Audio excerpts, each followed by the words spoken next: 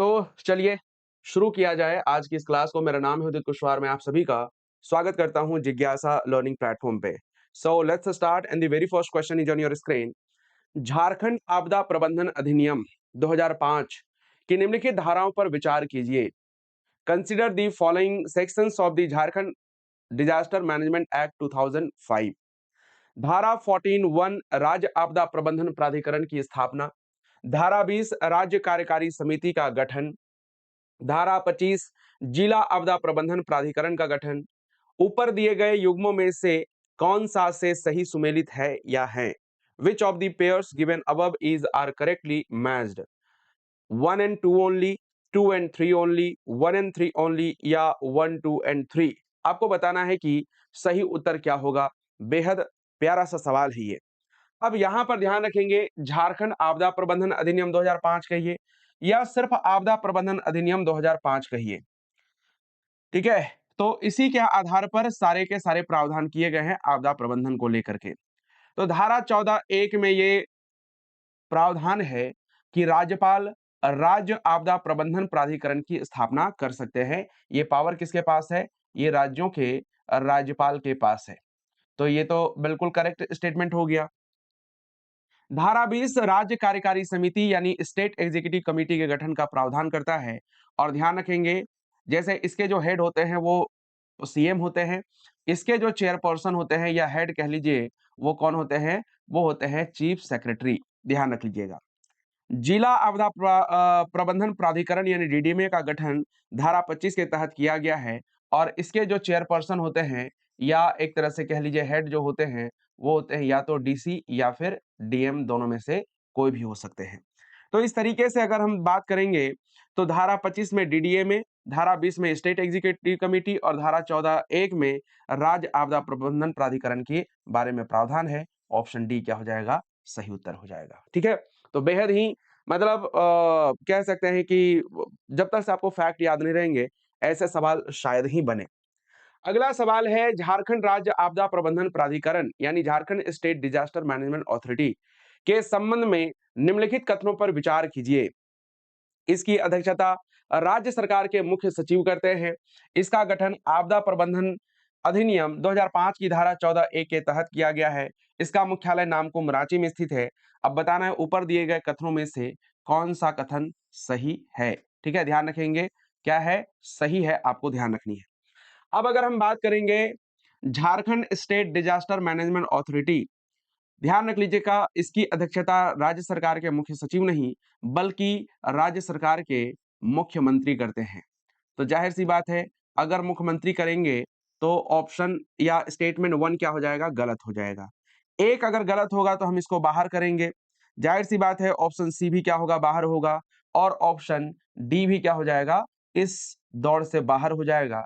बच गया option B और इस तरीके से ऑप्शन बी इसका क्या होगा? आपका सही उत्तर हो जाएगा, याद रखिएगा। ठीक है, तो अगर हम बात करेंगे झारखंड राज्य आपदा प्रबंधन प्राधिकरण की तो 28 मई 2010 को इसका गठन किया गया था। ठीक है, कब किया गया था?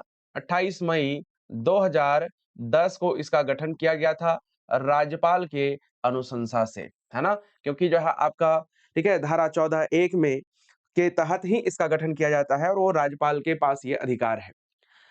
आपदा प्रबंधन चक्र के प्रमुख घटकों को उनके कार्यों के साथ सुमेलित कीजिए। Match the key components of the disaster management cycle with their function. एक तरफ आप देखेंगे घटक है और दूसरे तरफ आप देखेंगे उसके कार्य दिए गए हैं, कंपोनेंट और दूसरा है फंक्शन। रोकथाम, शमन, प्रतिक्रिया और तैयारी। आपदा स्थितियों का मुकाबला करना, आपदाओं की घटनाओं या गंभीरता को समाप्त करना या कम करना, आपदाओं के प्रभावों को कम करना या जागरूकता, प्रशिक्षण और पूर्व व्यवस्था। सही कूट का चयन करना है कि कौन किसके साथ यहाँ पे मेल खा रहा है। अब आपको बता दें कि ये चीज जो है आप तभी आसानी से समझ पाएंगे जब आपने इसको डिटेल में पढ़ा हो। तो ध्यान रखेंगे रोकथाम का क्या मतलब है साथियों? रोकथाम का मतलब होता है कि आपदाओं की घटनाओं या गंभीरता को समाप्त करना या कम करना, यानी एक का क्या हो जाएगा आपका? एक का हो जाएगा आपका बी। ठीक है, एक का बी जहां पे उसको रखना है, बाकी सबको एलिमिनेट करना है। हालांकि पहले ही राउंड में ये बाहर हो गया, ये भी बाहर हो गया और ये भी बाहर हो गया। लेकिन इसके बावजूद भी सारी चीजों को देखना है। शमन, शमन का मतलब क्या होता है, ठीक है कि देखिए आपदा को हम रोक तो नहीं सकते हैं, लेकिन उसके प्रभाव को क्या कर सकते हैं, कम कर सकते हैं। और इस तरीके से दो का क्या हो जाएगा, सी हो जाएगा। प्रतिक्रिया का मतलब क्या होता है, प्रतिक्रिया का मतलब होता है कि आपदाओं की, ठीक है, ध्यान रख लीजिएगा।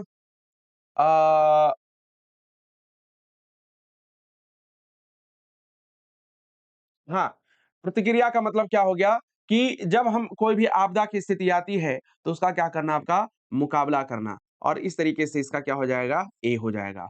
और तैयारी का मतलब तो आप सभी जानते हैं कि तैयारी का मतलब जागरूकता, प्रशिक्षण और पूर्व व्यवस्था, यानी 4 का हो जाएगा डी। और इस तरीके से अगर आप देखेंगे तो ऑप्शन ए क्या होगा, आपका सही उत्तर हो जाएगा। ठीक है, ऑप्शन ए। तो आसानी से बनाया जा सकता है, बशर्ते सारी चीजों को आप बारीकी से अगर आप मिलाना शुरू कर दिए, एलिमिनेट करना शुरू कर दिए, तो जाके आसानी से बनेगा। झारखंड में सूखा के संबंध में निम्नलिखित में से कौन सा कथन गंभीर सूखा यानी सीवियर ड्रॉट को परिभाषित करता है? Regarding the drought in Jharkhand which of the following statement define severe drought? देखिए, सामान्य वर्षा का 75% से कम, ठीक है, यानी जो है आपका 25% की कमी, 4 लगातार सप्ताह यानी जून से मध्य सितंबर तक 50 सेंटीमीटर से कम वर्षा, सामान्य वर्षा का 50% से कम, या राज्य के सभी 24 जिलों को सूखाग्रस्त घोषित करना। देखिए, सीवियर ड्रॉट, ड्रॉट का मतलब ही होता है जब सामान्य वर्षा से 25% कम वर्षा हो, तो उसको हम लोग सामान्य सूखा कहते हैं। जब 25 से लेकर 50% तक कम वर्षा हो, तो उसको मध्यम सूखा कहा जाता है। और जब 50% से भी कम बारिश हो, तो उसको सीवियर ड्रॉट के अंतर्गत रखते हैं। अब यहां पर अगर आप देखेंगे तो सामान्य वर्षा का 50% से कम है, तो ये क्या हो जाएगा, आपका ऑप्शन सी हो जाएगा सीवियर ड्रॉट के लिए। ठीक है, क्या होगा, सामान्य वर्षा का 50% से कम, तो इसको जो है कहा जाता है सीवियर ड्रॉट। तो 3 तरह के होते हैं, एक सामान्य, एक मध्यम और एक जो है गंभीर सूखा। अगला सवाल है, खनन आपदाओं के संबंध में निम्नलिखित में से कौन सी दुर्घटना जल भराव के कारण सबसे बड़ी संख्या में हताहतों यानी कैजुअलिटीज के लिए जानी जाती है? ठीक है, गजली टाड़ 1995, ढोरी 1965, चास नाला 1975, या फिर जो है लालमटिया 2016। सारी घटनाएं जो है आपको ध्यान रख लेना है कि जिस वर्ष में हुआ है वो सारा चीज आपको देखने मिलेगा। लेकिन ये जो चास नाला दुर्घटना है, साथियों ध्यान रख लीजिएगा, ये सबसे खतरनाक या सबसे जो है आपका ज्यादा जो जान माल की हानि एक तरह से बोलते हैं, खास करके जान की हानि की जब हम बात करते हैं, तो ये सबसे ज्यादा हुआ। ठीक है, 27 सितंबर 1975 ईस्वी को ये घटना हुई। 27 सितंबर 1975 ईस्वी को इसकी घटना हुई, ध्यान रख लीजिएगा। और ये घटना कहाँ पे होता है साथियों? तो ये घटना जो है आपका जल भराव के कारण से धनबाद के क्षेत्र में होता है, चास नाला। और याद रखेंगे, इसमें 375 लोगों की जो है ना, मौतें हुई। और इस कारण से कहते हैं कि ये सबसे डेडलिएस्ट खनन आपदा है झारखंड के इतिहास में। झारखंड ही नहीं, बल्कि जो है भारत के इतिहास में माना जाता है कि ये सबसे जो है आपका डेडलिएस्ट या सबसे ज्यादा जो है आपका घातक खनन आपदा है। तो याद रखेंगे क्या होगा, आपका ऑप्शन सी हो जाएगा इसका सही उत्तर। अगला है झारखंड आपदा प्रबंधन योजना यानी Jharkhand state disaster management plan, एक तरह से कह सकते हैं कि जनादेश यानी मैंडेट में निम्नलिखित में से क्या शामिल नहीं है? Which of the following is not included in the mandate of Jharkhand disaster management authority? चक्रवात, बाढ़, सूखा, खनन आदि के लिए आपदा तैयारी योजनाएं विकसित करना, पंचायती राज और गैर सरकारी संगठनों के लिए प्रशिक्षण आयोजित करना, राज्य में आपदा के न्यूनीकरण हेतु ढांचागत क्षमता का विकास करना, या आम जनता के बीच उपयुक्त दिशा निर्देशों का प्रचार प्रसार करना। यानी जो आपदा प्रबंधन योजना है उसके अंतर्गत क्या इसमें शामिल नहीं है?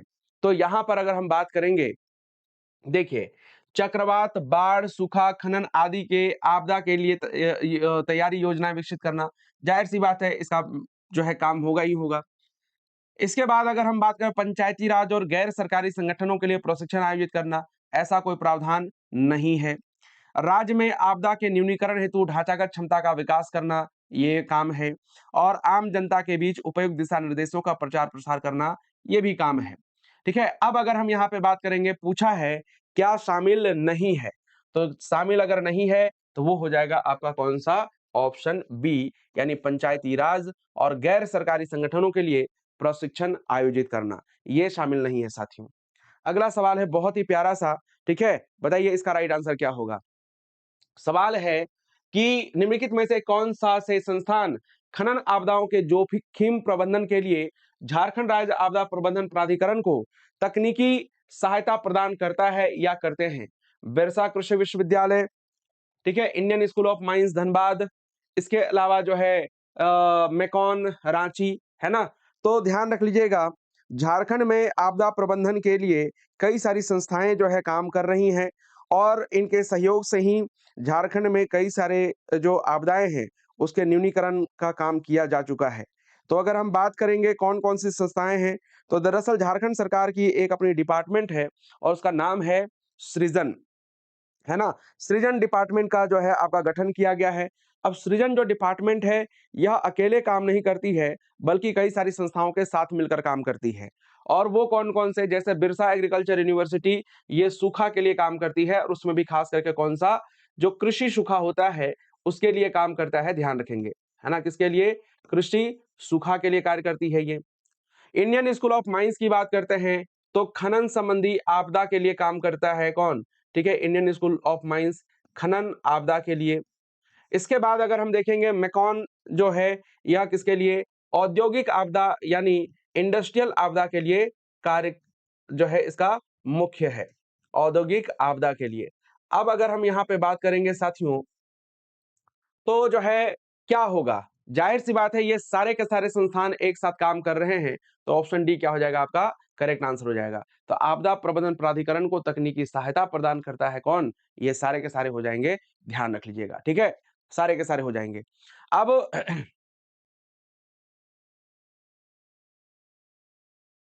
ठीक है, चलिए, अब अगर हम यहाँ पे बात करेंगे, अगला सवाल है आपके स्क्रीन पर, भूकंप संवेदनशीलता की दृष्टि से झारखंड के निम्नलिखित जिलों को उनके जोखिम जोन के जोन के साथ सुमेलित कीजिए।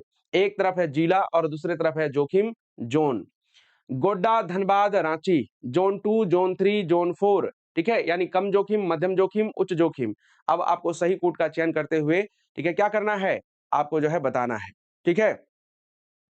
तो अब अगर हम यहाँ पे बात करते हैं साथियों, तो ध्यान रख लीजिएगा कि इसका जो सही उत्तर होगा, जैसे देखिए, जब हम बात करते हैं दक्षिण के जो जिले हैं वो आते हैं किसमें, जोन 2 के अंतर्गत आते हैं, और उत्तर के जो जिले हैं, ठीक है, वो आते हैं किसमें, जोन 3 में। और गोड्डा और साहेबगंज की बात करेंगे वो जोन 4 में आता है, तो गोड्डा हो जाएगा आपका ऑप्शन सी में आ जाएगा, ठीक है। रांची की बात करेंगे तो रांची आपका जोन 2 में आ जाएगा, और धनबाद की बात करेंगे ये जोन 3 में आ जाएगा। अब यहाँ पर अगर हम बात करें ए का सी जहां पे है उसको रखिए, बाकी सबको एलिमिनेट कर दीजिए, तो ये एलिमिनेट होगा, ये एलिमिनेट होगा, सॉरी ये भी ये रहेगा। अब अगर हम बात करेंगे जो 3 है, 3 का क्या होगा, ए होगा, 3 का ए जहां पे उसको रखिए, बाकी सबको एलिमिनेट कीजिए। ऑप्शन बी क्या हो जाएगा आपका करेक्ट आंसर हो जाएगा, 1 सी 2 बी और 3 ए, है कि नहीं है। चलिए, आसानी से एक तरह से आंसर कर दिए। अगला सवाल है, झारखंड में सर्वाधिक प्रभावित जिले यानी मोस्ट अफेक्टेड डिस्ट्रिक्ट कौन से हैं जो सूखा के लिए मुख्य रूप से अति संवेदनशील हैं। गोड्डा, साहेबगंज, पलामू, गढ़वा, चतरा, धनबाद, बोकारो, हजारीबाग या रांची, लोहरदगा। मान के चलिए ये हमारा झारखंड राज्य है। जैसे जैसे आप पूर्व से पश्चिम की ओर जाते हैं या दक्षिण से उत्तर की ओर जाते हैं, वर्षा की मात्रा में क्या होती है, कमी आती है। अब वर्षा की मात्रा में कमी आएगी तो जाहिर सी बात है झारखंड का नॉर्थ वेस्टर्न पार्ट क्या होगा आपका, सबसे कम वर्षा वाला स्थान होगा, मतलब सबसे कम वर्षा वाला क्षेत्र होगा, ठीक है। तो इसमें अगर हम बात करें कौन कौन से क्षेत्र आते हैं, वो आता है आपका पलामू, गढ़वा और चतरा। तो सबसे सूखा के आधार पर देखा जाए तो सबसे ज्यादा जो है आपका जो संवेदनशील जिला है वो है आपका कौन सा, वो है पलामू, गढ़वा और चतरा, ध्यान रखेंगे। अगला सवाल है, आपदा पश्चात प्रबंधन पोस्ट डिजास्टर मैनेजमेंट के चरणों में निम्नलिखित में से कौन सा से शामिल है या है। पुनः निर्माण, रीबिल्डिंग, त्वरित कार्रवाई, क्विक एक्शन, रोजगार या मुआवजा सहित सहायता प्रदान करना, प्रोवाइडिंग असिस्टेंस इंक्लूडिंग एम्प्लॉयमेंट और कॉम्पनसेशन, सही कोड का चयन करना है, केवल 1 और 2, केवल 2 और 3, केवल 1 और 3 या 1, 2 और 3। जाहिर सी बात है आप सोचेंगे कि जो है आपका सारे के सारे हो जाएंगे, लेकिन यहां पर अगर हम बात करेंगे साथियों, ये त्वरित कार्रवाई क्या है आपका, ये रिस्पॉन्स में आता है, ठीक है, आपदा के बाद वाली चीजें नहीं है, ये जो आपका त्वरित कार्रवाई रिस्पॉन्स के अंतर्गत आता है, ध्यान रखेंगे। 2 को अगर हटाएंगे तो ये बाहर हो जाएगा, ठीक है, ये भी बाहर हो जाएगा, ये भी बाहर हो जाएगा, और बच गया आपका ऑप्शन सी, यानी जो है केवल 1 और 3 इसका सही उत्तर हो जाएगा। तो आपदा पश्चात प्रबंधन में पुनर्निर्माण, पुनः प्राप्ति और मुआवजा देना जो है, मुआवजा देना, सहायता करना, ये सारी चीजें शामिल है। लेकिन अगर हम बात करते हैं त्वरित कार्रवाई जो है आपदा के दौरान, मतलब ड्यूरिंग एक तरह से डिजास्टर, ठीक है, प्रबंधन का एक हिस्सा के रूप में देखा जाता है, ठीक है, न कि पोस्ट डिजास्टर मैनेजमेंट में आएगा। अगला सवाल है, झारखंड राज्य कार्यकारी समिति यानी स्टेट एग्जीक्यूटिव कमेटी के संबंध में निम्नलिखित में से कौन सा कथन सही नहीं है? Regarding the Jharkhand state executive committee which of the following statement is not correct? इसका कानूनी आधार आपदा प्रबंधन अधिनियम 2005 की धारा 20 है। यह योजनाओं को लागू करने और प्रतिक्रिया के समन्वय में एसडीएमए की सहायता करता है। यह राज्य योजना तैयार करता है धारा 23 के तहत, और इसके अध्यक्ष झारखंड के मुख्यमंत्री मतलब पदेन ये होते हैं। अब बताना है कि क्या इसमें जो है एक तरह से गलत है कि नहीं है? तो याद रख लीजिएगा, कुछ देर पहले ही आपको मैंने बताया था कि इसके जो अध्यक्ष होते हैं वह सीएम नहीं होते हैं, क्योंकि CM state disaster management authority के होते हैं, एसडीएमए के होते हैं। तो जाहिर सी बात है ये गलत हो जाएगा। अब आप कहेंगे फिर अध्यक्ष कौन होते हैं? ये होते हैं आपका chief secretary of the state, ठीक है। झारखंड के जो मुख्य सचिव होंगे वही होंगे झारखंड राज्य कार्यकारी समिति के अध्यक्ष। बाकी सारी चीजें बिल्कुल सही हैं। तो बेसिकली एसडीएमए को सहायता करने के लिए ही, ठीक है, स्टेट एग्जीक्यूटिव कमेटी की स्थापना की गई है। आपदा प्रबंधन ज्ञान सह सूचना प्रदर्शन केंद्र यानी जिसको बोलते हैं सृजन का मुख्य कार्य क्या है?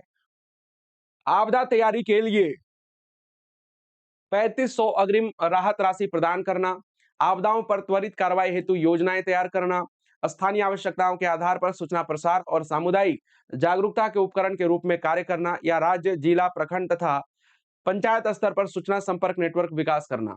अब आपको बताना है कि एक तरह से मुख्य कार्य क्या है ना? तो ध्यान रखिएगा साथियों, जो है इसका मेन काम है स्थानीय आवश्यकताओं के आधार पर सूचनाओं का प्रसार करना, और साथ ही साथ जो है जो पब्लिक अवेयरनेस होता है, ठीक है, या जिसको कम्युनिटी अवेयरनेस भी कह सकते हैं, वह, ठीक है, उसके उपकरण के रूप में कार्य करना। हालांकि जो है आपका यहाँ पे मुख्य कार्य पूछा गया है, नहीं तो अगर आप देखिएगा ये राज्य, जिला, प्रखंड तथा पंचायत स्तर पर सूचना संपर्क नेटवर्क विकास करना भी इसी का काम है, ठीक है, याद रखिएगा। लेकिन मुख्य कार्य के तौर पर देखा जाए स्थानीय आवश्यकताओं के आधार पर सूचना प्रसार और सामुदायिक जागरूकता फैलाना इसका मेन काम होता है, याद रखेंगे। अगला सवाल है आपके स्क्रीन पर कि Jharkhand space application centre JSAC Ranchi आपदा प्रबंधन में किन खतरों के लिए रिमोट सेंसिंग और जीआईएस सहायता प्रदान करता है? Jharkhand space application centre Ranchi provides remote sensing and GIS support for which hazards in disaster management, औद्योगिक आपदा जोखिम प्रबंधन, भूकंप सुरक्षा, बाढ़, जंगलों में आग तथा सूखा या खनन आपदाएं।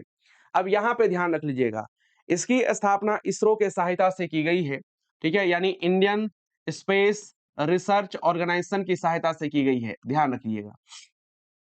अब चूंकि जो है आपका ये रिमोट सेंसिंग और जीआईएस सहायता प्रदान करता है, तो ये औद्योगिक आपदा जोखिम प्रबंधन, औद्योगिक के लिए जो है मेकॉन याद रख लीजिएगा। भूकंप की जब हम बात करते हैं तो बीआईटी मेसरा का नाम आता है। खनन आपदा के लिए देखेंगे तो जो तकनीकी सहायता प्रदान करने का काम करता है आईएसएम धनबाद करता है। जबकि बाढ़, जंगलों में आग और सूखा के लिए कार्य करता है कौन?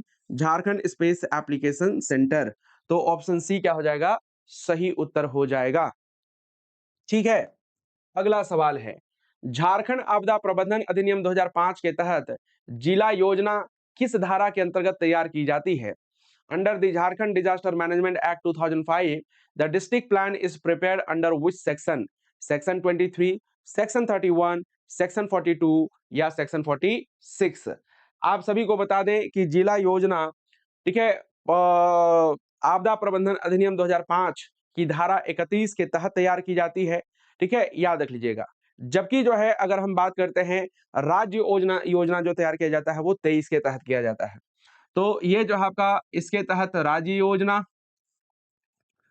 योजना और इसके तहत अगर आप देखेंगे तो ये हो जाएगा आपका जिला योजना।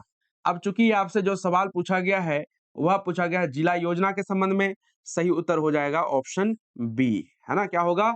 ऑप्शन बी इसका सही उत्तर हो जाएगा। अगला सवाल है साथियों आपके स्क्रीन पर कि झारखंड में दावानल का मतलब फॉरेस्ट फायर को बोला जाता है, का मुख्य कारण क्या है? लाइटनिंग का प्रभाव, अत्यधिक खनन गतिविधियां, शुष्क पर्णपाती वनों की अधिकता और गर्मी या वामपंथी उग्रवाद की उपस्थिति। जाहिर सी बात है कुछ ऐसे ऑप्शन है जिसका कोई लेना देना नहीं है, इसका कोई मतलब नहीं है। खास तौर पे अधिक खनन गतिविधियां ये भी इसमें शामिल नहीं होगा और लाइटनिंग भी नहीं, बल्कि जो है आपका शुष्क पर्णपाती वन हमारे यहाँ पे ज्यादा पाए जाते हैं और ग्रीष्म ऋतु में यहाँ पर स्वतः आग की घटनाएं आपको देखने मिलती हैं। हालांकि कुछ मानव जनित क्रियाएं भी हैं जिसके आधार पर जो है ये घटनाएं आपको देखने को मिलेंगी। अगला सवाल है झारखंड में औद्योगिक आपदा का उच्च जोखिम वाले जिलों में निम्नलिखित में से कौन सा शामिल नहीं है? रांची, धनबाद, हजारीबाग या गोड्डा। ध्यान रख लीजिएगा ये कह रहा है इंडस्ट्रियल डिजास्टर। अब वैसे जिले जहां पर इंडस्ट्री ज्यादा है वहां पर जो है याद रख लीजिएगा क्या होगा, इंडस्ट्रियल डिजास्टर वगैरह होगा। लेकिन अगर हम बात करते हैं साथियों जहां पे उद्योग ही नहीं है वहां पर आप कैसे देखिएगा, है कि नहीं। तो रांची हो गया, बोकारो हो गया, पूर्वी सिंहभूम, है ना, धनबाद, खास करके सिंदरी वाला जो क्षेत्र है वो, पश्चिमी सिंहभूम, है ना, आपका रामगढ़, हजारीबाग, सरायकेला खरसावां, गिरिडीह जैसे जिले हाई रिस्क के अंतर्गत आते हैं। लेकिन गोड्डा जो कि संथाल परगना के क्षेत्र में आता है यह इसमें शामिल नहीं है। हालांकि हम यहाँ पे अगर बात करेंगे तो ये भूकंप आपदा के लिए जाना जाता है, ना कि जो है आपका औद्योगिक आपदा के लिए, है ना। ऑप्शन क्या हो जाएगा? डी राइट आंसर हो जाएगा साथियों। अगला सवाल है आपके स्क्रीन पर कि आपदा प्रबंधन के उद्देश्य के संदर्भ में लचीलापन बढ़ाना यानी इनहैंस रेजिलियंस का क्या अर्थ है? In the context of disaster management objectives what does enhance resilience mean? आपात स्थिति के दौरान हितधारकों के बीच प्रभावी समन्वय सुनिश्चित करना, परिचालन समन्वय के लिए व्यवस्थित करना, समुदायों को आपदाओं का सामना करने के लिए मजबूत करना या जीवन और संपत्ति के नुकसान को न्यूनतम करना। आपसे बोला जा रहा है लचीलापन बढ़ाना यानी इनहैंस रेजिलियंस। तो याद रखेंगे जब हम लचीलापन बढ़ाने की बात करते हैं तो उसका क्या मतलब होता है? उसका मतलब होता है कि जो भी एक तरह से कम्युनिटी है ना, जो भी एक तरह से समुदाय है, उनको आपदाओं का सामना करने के लिए उसको मजबूत बनाना है, ठीक है। ये होता है इनहैंस रेजिलियंस, मतलब हम उस स्थिति को सहन कर सके, उस स्थिति को मजबूती से जो है आपका सामना कर सके, यही कहलाता है आपका क्या? यही कहलाता है इनहैंस रेजिलियंस। तो ध्यान दीजिएगा क्या हो जाएगा आपका? समुदायों को आपदाओं का सामना करने के लिए मजबूत करना ही, ठीक है, क्या कहलाएगा? ये कहलाएगा लचीलापन बढ़ाना। ठीक है, आगे आते हैं और अगला सवाल है बहुत ही प्यारा सा कि झारखंड में किस प्राकृतिक खतरे के लिए सर्वाधिक जिले यानी 24 जिले अति संवेदनशील हैं? सूखा, तड़ित, बाढ़ या फिर जो आपका खनन आपदाएं। ध्यान रख लीजिएगा ये तो मतलब एक अगर आप देखेंगे कि झारखंड में जो है आपका चाहे सूखा हो, चाहे शीतलहरी हो या फिर अगर हम तड़ित की बात करते हैं, ठीक है, पूरे झारखंड यानी चौबीसों जिले जो है एक तरह से प्रभावित हैं। लेकिन चूंकि सूखा हर वर्ष एक तरह से झारखंड के सभी जिलों को टच नहीं करता, लेकिन क्या है कि आपका लाइटनिंग जो है इसमें शामिल है, तो ऑप्शन बी क्या हो जाएगा आपका? राइट आंसर हो जाएगा साथियों, ठीक है। तो कौन कौन सा? एक तो सूखा भी शामिल है, लाइटनिंग भी शामिल है और साथ ही साथ अगर आप देखिएगा तो एक जिसको शीतलहर कहते हैं यानी कोल्ड वेव कहा जाता है जिसको, ये भी जो है आपको देखने को मिलेगा, है ना, कोल्ड वेव। अगला सवाल है आपके स्क्रीन पर झारखंड में बाढ़ से प्रभावित जिलों की कुल संख्या कितनी है? जिसमें गोड्डा, साहेबगंज, दुमका और पाकुड़ सबसे गंभीर रूप से प्रभावित हैं। What is the total number of districts affected by floods in Jharkhand, with Godda, Sahibganj, Dumka and Pakur being the most severely affected? 8 जिले, 10 जिले, 14 जिले या फिर जो है 24 जिले। तो ध्यान रखेंगे आपसे पूछा है कि बाढ़ से प्रभावित जिलों की कुल संख्या कितनी है जिसमें गोड्डा, साहिबगंज, दुमका और पाकुड़ सबसे गंभीर रूप से है? तो ये आ जाएगा कितने? 14 जिले, यानी ऑप्शन सी इसका सही उत्तर हो जाएगा। तो झारखंड के 14 जिले, ठीक है, जिसमें गोड्डा, साहिबगंज, दुमका, पाकुड़ सबसे ज्यादा जो है आपका गंभीर रूप से प्रभावित है, ये जो है आपका बाढ़ प्रभावित क्षेत्रों में आता है। ठीक है, चलिए अगला सवाल है कि चक्रवात के जोखिम वाले 8 जिलों में निम्नलिखित में से कौन सा जिला शामिल नहीं है? Which of the following district is not included among the 8 districts at risk of cyclone? पूर्वी सिंहभूम, रांची, बोकारो, धनबाद। बताएं इसका सही उत्तर क्या होगा? ठीक है, तो चक्रवात के जोखिम वाले 8 जिलों में कौन सा जिला शामिल नहीं है ना? नहीं है आपसे पूछा है, तो बताना इसका सही उत्तर क्या होगा। तो चक्रवात के जोखिम वाले 8 जिलों में अगर हम बात करते हैं तो पूर्वी सिंहभूम हो गया, पश्चिमी सिंहभूम हो गया, सरायकेला खरसावां, रांची, बोकारो, हजारीबाग और सिमडेगा शामिल है। इसमें अगर आप देखिएगा तो पूर्वी सिंहभूम, रांची, बोकारो है, लेकिन धनबाद इसमें शामिल नहीं है। ये खनन आपदाओं के लिए सर्वाधिक प्रभावित क्षेत्रों के रूप में जाना जाता है। ऑप्शन डी क्या हो जाएगा आपका सही उत्तर हो जाएगा। अगला सवाल है हालिया सूखा अपडेट 2022-23 के अनुसार वर्ष 2022 में कितने जिलों के प्रखंडों को सूखा घोषित किया गया था जिसमें पूर्वी सिंहभूम और सिमडेगा को बाहर रखा गया? 17 जिले, 20 जिले, 22 जिले या फिर 24 जिले? भाई देखो ये ना प्रश्न में ही इसका आंसर छिपा हुआ है। अगर मान लेते हैं कि पूर्वी सिंहभूम और सिमडेगा को बाहर कर दें, हमारे राज्य में कुल जिलों की संख्या 24 है। 2 अगर हम माइनस कर देंगे तो कितना हो जाएगा आपका? 22 हो जाएगा। यस और नो? तो जहां पे है 22 वही हो जाएगा आपका करेक्ट आंसर। तो 22 जिलों के 226 ब्लॉक्स को, है ना, कितना? 226 ब्लॉक्स को इसके अंतर्गत शामिल किया गया है, यानी ऑप्शन सी क्या हो जाएगा आपका राइट आंसर हो जाएगा। अगला सवाल है फिल्म काला पत्थर झारखंड की किस खनन दुर्घटना पर आधारित है? गजलीटांड़, ढोरी, चास नाला या फिर जो है आपका ललमटिया? तो याद रख लीजिएगा, फिल्म काला पत्थर आपने अमिताभ बच्चन वाली देखी होगी। तो 27 सितंबर 1975 को एक घटना हुई जिसको चास नाला खनन दुर्घटना कहते हैं, जो कि कहां पे हुआ? धनबाद में, जिसमें 375 लोगों की मृत्यु हुई। और उसी घटना पर आधारित जो फिल्म आई थी जिसका नाम है जो है आपका काला पत्थर। तो ऑप्शन क्या हो जाएगा आपका? सी हो जाएगा इसका राइट आंसर साथियों, ध्यान रख लीजिएगा। कब हुआ था? ये हुआ था 27 दिसंबर 1975 ईस्वी को। ठीक है, 1975 ईस्वी को। कितने लोगों की मृत्यु हुई, कैजुअलिटीज की जब हम बात करेंगे तो याद रख लीजिएगा, ये 75 याद रख लेना है और आपको 375 आपको ध्यान रख लेनी है। ठीक है, 375 लोगों की मृत्यु हुई थी। कहां पे हुआ था ये है आपके झारखंड के धनबाद जिले में। ठीक है, झारखंड के धनबाद जिले में। अगला सवाल है आपदा प्रबंधन अधिनियम 2005 के तहत राष्ट्रीय आपदा प्रतिक्रिया बल का प्रावधान किस धारा में है? Under the disaster management act 2005 the provision for national disaster response force is in which section? धारा 3, धारा 14, धारा 44 या धारा 46? बताइए इसका सही उत्तर क्या होगा? तो एनडीआरएफ के बारे में, है ना, राष्ट्रीय आपदा प्रतिक्रिया बल जिसको बोलते हैं, आपदा प्रबंधन अधिनियम 2005 की धारा किसमें है? तो याद रख लीजिएगा धारा 44 हो जाएगा, यानी option C will be the right answer, है ना। ऑप्शन सी क्या हो जाएगा आपका राइट आंसर हो जाएगा साथियों, ध्यान रख लीजिएगा। चलिए, हालांकि झारखंड में एसडीआरएफ का गठन नहीं किया गया है ना। निम्नलिखित में से कौन सा आपदा प्रतिक्रिया का उद्देश्य नहीं है? Which of the following is not an objective of disaster response? मानव जीवन की सुरक्षा तथा बचाव, आपदाग्रस्त लोगों को राहत एवं अस्थायी आवास, आधारभूत संरचना की पुनर्स्थापना व रखरखाव या सुभेद्यता आकलन? किसके बारे में बोला गया है?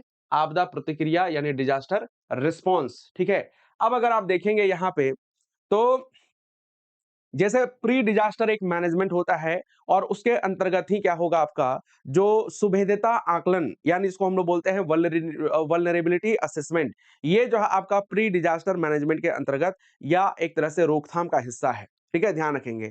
आपदा प्रतिक्रिया में तत्काल बचाव एक तरह से आ जाएगा, सुरक्षा आ जाएगा, आवास उपलब्ध कराना आ जाएगा और साथ ही साथ आधारभूत संरचना का निर्माण करना शामिल है। तो इसीलिए क्या हो जाएगा आपका ऑप्शन डी हो जाएगा राइट आंसर। तो ये प्री डिजास्टर मैनेजमेंट का हिस्सा है। ठीक है, ध्यान रख लीजिएगा, प्री डिजास्टर मैनेजमेंट का हिस्सा है सुभेद्यता आकलन, वल्नरेबिलिटी असेसमेंट। ठीक है, चलिए बहुत बढ़िया। अगला सवाल है, झारखंड राज्य के सभी 24 जिलों में बाढ़ की तैयारी का परीक्षण करने के लिए एनडीएमए यानी national disaster management authority mock drill कब आयोजित की गई थी? When was the NDMA mock drill conducted in all 24 districts of Jharkhand to test flood readiness? 15 नवंबर 2023, 21 दिसंबर 2023, 6 अप्रैल 2017 या 16 अगस्त 2024। और ये पहली बार था झारखंड में जब इस तरह का जो है मॉक ड्रिल किया गया, और याद रख लीजिएगा ये दिसंबर 2023 में किया गया था, यानी ऑप्शन बी इसका राइट आंसर हो जाएगा। तो राज्य के 24 जिले में, हालांकि हमारे यहाँ पे बाढ़ जैसी सिचुएशन नहीं आती है, लेकिन कि पिछले कुछ सालों से जिस तरह से बारिश हुई है उस हिसाब से बाढ़ जैसी स्थितियां पैदा हो चुकी हैं। खास करके रांची के अशोकनगर क्षेत्र में अगर आप देखेंगे तो रांची के धुरवा डैम में इसका मॉक ड्रिल किया गया, और इसके अलावा जो है अगर आप देखेंगे बाकी सारे अन्य जिलों में भी यह जो है मॉक ड्रिल किया गया। अगला सवाल है, हालिया सूखा अपडेट 2023 के अनुसार झारखंड के कितने जिलों के प्रखंडों को सूखा घोषित किया गया? तो याद रखेंगे 157 प्रखंडों को सूखा घोषित किया गया, जिसमें से 17 जिले शामिल हैं, यानी ऑप्शन जो है बी क्या हो जाएगा आपका राइट आंसर हो जाएगा। हालांकि 2024-25 में किसी भी जिले को जो है आपका सूखा घोषित नहीं किया गया है। तो 2023 में आप देखेंगे तो 17 जिलों के, ठीक है, कितना 17 जिलों के 157 नहीं 158 याद रख लीजिएगा, 158 ब्लॉक्स को सूखाग्रस्त घोषित किया गया। और जब सूखा राहत योजना के तहत इसमें अगर आप देखेंगे तो 3500 रुपए की सहायता राशि दी जाती है, ये बात भी आप याद रख सकते हैं। अगला सवाल है, भीड़ भाड़ भगदड़ यानी स्टैम्पेड और क्राउड रिलेटेड डिजास्टर से उच्च जोखिम वाले 4 जिलों में निम्नलिखित में से कौन सा जिला शामिल नहीं है? देवघर, रांची, खूंटी और जो है आपका पूर्वी सिंहभूम। अब अगर हम यहाँ पे बात करते हैं साथियों, ठीक है, तो ये चारों के चारों जिले शामिल हैं, चाहे भीड़ भाड़ हो भगदड़ हो, ठीक है। तो देवघर में अगर आप देखेंगे तो खास करके सावन के महीने में आपको देखने मिलेगा। रांची चूंकि जो है किस में आता है, रांची आता है आपका इसमें जैसे रैलीज वगैरह होते हैं इसके कारण से। खूंटी में पिछले कुछ समय से देखा गया है, और इसमें पूर्वी सिंहभूम भी शामिल है, तो याद रख लीजिएगा, ठीक है। तो ये सारे के सारे हो जाएंगे, तो यहाँ पे जो है आप किसी चीज को एलिमिनेट नहीं कर सकते। हालांकि सबसे ज्यादा देवघर, रांची और जो आपका खूंटी में होता है। पूर्वी सिंहभूम इसका आंसर हो सकता है, ठीक है, लेकिन जो है अगर आप देखेंगे तो चारों जिले ही शामिल हैं, ठीक है, लेकिन सबसे कम अगर आप देखेंगे पूर्वी सिंहभूम, क्योंकि वहां पे उस तरह की चीजें हैं नहीं, लाइक ऑर्गेनाइज तरीके से वहां पे होता है, इसलिए ये आंसर आप कर सकते हैं, लेकिन सामान्य तौर पर यहाँ पर भी आपको देखने को मिलेगा, ठीक है। अगला सवाल है कि झारखंड राज्य आपदा प्रबंधन प्राधिकरण जेएसडीएमए की स्थापना आपदा प्रबंधन अधिनियम 2005 की किस धारा के तहत की गई है? तो ये ऑलरेडी हमने इसके बारे में बात कर लिया है। तो राज्यपाल के द्वारा जो है आपका इसका गठन किया जाता है, और राज्य के जो मुखिया होते हैं, मुख्यमंत्री, वही इसके हेड होते हैं। अब आपको ध्यान रखने की कब इसका गठन किया गया, इसका गठन किया गया 28 मई 2010 को, ठीक है, कब 2010 को। हेडक्वार्टर कहाँ पे है, रांची में ही है, ये बात आप क्या कर सकते हैं ध्यान रख सकते हैं। अगला सवाल है, जिला आपदा प्रबंधन प्राधिकरण यानी डीडीएमए का नेतृत्व कौन करता है? तो जो है आपका मुख्य सचिव जो है आपका स्टेट एग्जीक्यूटिव कमेटी का ये करते हैं, ठीक है, एसईसी का चेयरमैन लाइक उसकी अध्यक्षता करते हैं।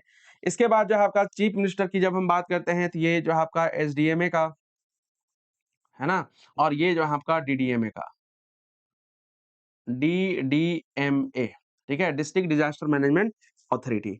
तो जिला कलेक्टर या फिर जो है आपका जिला दंडाधिकारी, दोनों में से कोई भी हो सकते हैं जो इसकी अध्यक्षता करने का काम करते हैं। अगला सवाल है, आपदा प्रबंधन के 3 प्रमुख चरण कौन कौन से हैं? ठीक है, प्रतिक्रिया, शमन, पुनः प्राप्ति, आपदा पूर्व प्रबंधन या आपदाओं के दौरान प्रबंधन, आपदा पश्चात प्रबंधन, रोकथाम, तैयारी, प्रतिक्रिया, नियोजन, समन्वय, लचीलापन, ठीक है। हालांकि इंग्लिश में देखिएगा तो आपको ज्यादा क्लियर होगा, क्योंकि response, mitigation, recovery, pre disaster management, management during disaster और post disaster management, prevention, preparedness, response, planning, coordination and resilience. अब आपदा प्रबंधन का जो है आपका 3 प्रमुख चरण बताना है, ठीक है, आपदा प्रबंधन का। अब इसमें से अगर आप देखेंगे साथियों, तो ये जो है आपका आपदा पूर्व प्रबंधन, आपदाओं के दौरान प्रबंधन और आपदा के बाद प्रबंधन, ये 3 चीजें शामिल हैं, याद रख लेनी है। अगला सवाल है, किस वर्ष झारखंड राज्य वर्षा की कमी के कारण गंभीर सूखे का अनुभव किया, जिसके कारण राज्य के सभी जिलों को सूखाग्रस्त घोषित किया गया था? 2015, 2010, 2019 या 2022, ठीक है। तो यहां पर आप सभी को ध्यान रख लेनी है, वर्ष 2010 में, ठीक है, वर्ष 2010 में झारखंड के सभी जिलों को सूखाग्रस्त घोषित किया गया था। ऑप्शन बी क्या हो जाएगा आपका, राइट आंसर हो जाएगा, ठीक है। उसके बाद जो है आपका एक 2016 के आसपास भी जो है आपका ये किया गया था, ठीक है। उसके बाद वैसा नहीं स्थिति आई है। वामपंथी उग्रवाद से प्रभावित उच्च जोखिम वाले जिलों में निम्नलिखित में से कौन सा शामिल नहीं है? लोहरदगा, पलामू, सिमडेगा और जो है आपका पूर्वी सिंहभूम। तो याद रखेंगे इसमें सिमडेगा शामिल नहीं है, बाकी सारे के सारे जो है आपका, ठीक है, झारखंड सरकार के ऑफिशियल वेबसाइट के अनुसार लेफ्ट विंग एक्सट्रीमिज्म से प्रभावित उच्च जोखिम वाले जिलों में ये शामिल है। अगला सवाल है कि खनन संबंधी आपदाओं के लिए झारखंड के कितने जिलों को जोखिमग्रस्त घोषित माना गया है? 10, 16, 9 या फिर जो है आपका 8। तो ध्यान रख लीजिएगा, अगर हम बात करते हैं तो झारखंड के 16 ऐसे जिले हैं साथियों जो कि किसमें रिस्क प्रोन में आते हैं। ऑप्शन बी क्या हो जाएगा आपका, राइट आंसर हो जाएगा, है ना। और जितने भी आंकड़े आप देख रहे हैं ये सारे के सारे ऑफिशियल आंकड़ों के आधार पर ही आपको बता रहे हैं। झारखंड आपदा सहायता फंड 2015-20 की अवधि में झारखंड राज्य को केंद्र एवं राज्य के अंशों सहित कुल कितना फंड आवंटित किया गया था? 1500 करोड़, 2000 करोड़, 2200 करोड़ या फिर जो है आपका 2010 करोड़। तो यहाँ पे लगभग जो है आपका 2000 करोड़ के आसपास ये फंड आवंटित किया गया था। ऑप्शन बी क्या हो जाएगा आपका, राइट आंसर हो जाएगा, ध्यान रख लीजिएगा, ठीक है। तो ये करंट अफेयर्स के आधार पर आपको क्या करना है, ध्यान रख लेना है, बाकी ऐसे उतना जरूरी नहीं है। अगला सवाल है कि निम्नलिखित में से किस तकनीकी सहायता संस्थान का मुख्य ध्यान औद्योगिक आपदा जोखिम प्रबंधन पर है? तो आईएसएम जो धनबाद है यह खनन आपदा के लिए जाना जाता है ना, खनन आपदा के लिए, चूंकि आपसे पूछा है किसका, औद्योगिक आपदा जोखिम प्रबंधन। बिरला इंस्टीट्यूट की बात करते हैं तो ये जाना जाता है आपका किसके लिए, भूकंप के लिए, है ना, भूकंप आपदा के लिए। बिरसा एग्रीकल्चर यूनिवर्सिटी की बात करते हैं तो ये सूखा आपदा के लिए। और मेकॉन जो रांची है यह जाना जाता है आपका जो है औद्योगिक आपदा जोखिम प्रबंधन के लिए, ठीक है। अगला सवाल है आपके स्क्रीन पर, झारखंड राज्य के वे जिले कौन से हैं जो भूकंप के जोन 4 यानी उच्च जोखिम के अंतर्गत आते हैं? देखो, रांची लोहरदगा नहीं, बोकारो धनबाद नहीं, गोड्डा साहेबगंज यस, ठीक है, पलामू गढ़वा नहीं। तो ऑप्शन सी क्या हो जाएगा आपका, राइट आंसर हो जाएगा। ये सबसे उत्तर में है अगर आप मैप में भी देखिएगा तो। अगला है आपदा प्रबंधन चक्र में पुनर्प्राप्ति यानी रिकवरी का मुख्य उद्देश्य क्या है? आपदाओं के प्रभावों को कम करना, आपदाओं से प्रभावित लोगों और समुदायों को उचित स्तर पर कार्य करने में सहायता करना, आपदाओं की घटनाओं या गंभीरता को समाप्त करना या भोजन और स्वस्थ देखभाल प्रदान करना। बताइए इसका राइट आंसर क्या होगा? तो याद रखेंगे पुनः प्राप्ति का मुख्य उद्देश्य ही होता है आपदाओं से प्रभावित लोगों और समुदायों को उचित स्तर पर कार्य करने में सहायता करना, ठीक है। तो इस तरीके से अगर आप देखेंगे तो क्या होगा आपका, प्रभावित लोगों और समुदायों को उचित स्तर पर कार्य करने में सहायता करना। ऑप्शन बी इसका राइट आंसर हो जाएगा। अगला सवाल है आपके स्क्रीन पर कि झारखंड राज्य के संदर्भ में निम्नलिखित में से कौन सा जैविक खतरा है, एक बायोलॉजिकल हजार्ड है? तड़ित, वामपंथी उग्रवाद, bird flu, swine flu, dengue या खनन आपदा। भाई नाम से ही पता चल रहा है कि क्या होगा, है ना। ये हो जाएगा आपका bird flu, swine flu, dengue जैसी जो समस्याएं हैं यह आती हैं किसके अंतर्गत, बायोलॉजिकल हजार्ड यानी जैविक खतरा के अंतर्गत आता है, याद रख लीजिएगा। अगला सवाल है, झारखंड में बाढ़ का मुख्य कारण क्या है और कौन से जिले सर्वाधिक गंभीर रूप से प्रभावित हैं? देखो, कारण नदी के जलस्तर में वृद्धि, ठीक है, खनन गतिविधियां, शुष्क पर्णपाती वन और गैस रिसाव। देखो, बाढ़ का जो है सबसे बड़ा कारण क्या है आपका, बाढ़ का सबसे बड़ा कारण है नदी के जलस्तर में वृद्धि। कारण और गोड्डा, साहेबगंज, दुमका ये सबसे ज्यादा प्रभावित ये जिलों में आते हैं, तो ये नहीं होगा, ये नहीं होगा, ये नहीं होगा। ऑप्शन ए क्या हो जाएगा आपका, राइट आंसर हो जाएगा। ये सुनो, अगला सवाल है कि आपदा प्रबंधन अधिनियम 2005 की किस धारा में राष्ट्रीय आपदा प्रबंधन प्राधिकरण की स्थापना का प्रावधान है? धारा 3, धारा 14, धारा 25 या धारा 42? तो सिंपल है, याद रख लीजिएगा, एनडीएमए की स्थापना का प्रावधान धारा 3 में किया गया है और इसके जो प्रमुख होते हैं वो कौन होते हैं, वो होते हैं प्राइम मिनिस्टर, ठीक है, प्रधानमंत्री। तो चेयरपर्सन याद रख सकते हैं या सीधे प्रमुख याद रख सकते हैं। So let's start and the very first question is on your screen. Jharkhand राज्य प्रदूषण नियंत्रण बोर्ड का गठन किस अधिनियम की धारा 4 के तहत किया गया था? The Jharkhand state pollution control board was constituted under section 4 of which act? पर्यावरण संरक्षण अधिनियम 1986, वायु प्रदूषण की रोकथाम और नियंत्रण अधिनियम 1981, जल उपकर अधिनियम 1977 या जल प्रदूषण की रोकथाम और नियंत्रण अधिनियम 1974? तो बड़ा ही प्यारा सा सवाल है और बहुत ही प्यारा सा इसका आंसर भी है। तो दरअसल अगर हम बात करते हैं Jharkhand state pollution control board के बारे में, तो इसकी स्थापना जो है, ठीक है, जल प्रदूषण की रोकथाम और नियंत्रण अधिनियम 1974 की धारा 4 के तहत हुआ था। और याद रखेंगे ऑप्शन क्या हो जाएगा, ऑप्शन डी इसका सही उत्तर हो जाएगा। ठीक है, ऑप्शन डी हो जाएगा इसका सही उत्तर। चलिए, अब ये तो है आपका किस अधिनियम के तहत हुआ था। फिलहाल के लिए आप लोग बताइएगा, ये जो Jharkhand state pollution control board है, इसकी स्थापना कब हुई थी, है ना, क्योंकि ये लाइक मतलब इंपॉर्टेंट है और ये इजी सा भी है। आपको कमेंट करके बताना है कि कब इसका स्थापना हुआ था। ठीक है, हेडक्वार्टर है रांची में। और अगर हम बात करते हैं तो जो है इसके कुछ रीजनल, है ना, जो है ऑफिसेस भी आपको देखने को मिलेगा। तो इसका जो आंसर बताइएगा, झारखंड राज्य प्रदूषण नियंत्रण बोर्ड ने कब से कार्य करना प्रारंभ किया, है ना। सेकंड क्वेश्चन है आपके स्क्रीन पर, when did the Jharkhand state pollution control board start functioning? 9 सितंबर 2001, 15 दिसंबर 2001, 22 अगस्त 2002 या 15 नवंबर 2000? जाहिर सी बात है, इसमें से कुछ ऑप्शंस को आप आसानी से एलिमिनेट कर सकते हैं। अब यहां पर अगर हम बात करते हैं साथियों, ठीक है, जब हम गठन की बात करते हैं तो गठन हुआ यानी स्थापना हुआ कब, 9 सितंबर 2001 को। लेकिन कार्य करना प्रारंभ, चूंकि यहाँ पे पूछा है कि कार्य करना प्रारंभ किया, ये हो जाएगा आपका ऑप्शन बी यानी 15 दिसंबर 2001। तो गठन हुआ था कब, ठीक है, 9 सितंबर 2001 को। कार्य करना प्रारंभ किया कब, 15 दिसंबर 2001 को। ध्यान रखेंगे। अगला सवाल है, थर्ड क्वेश्चन है, झारखंड के कितने शहर राष्ट्रीय स्वच्छ वायु कार्यक्रम यानी एनसीएपी में शामिल हैं?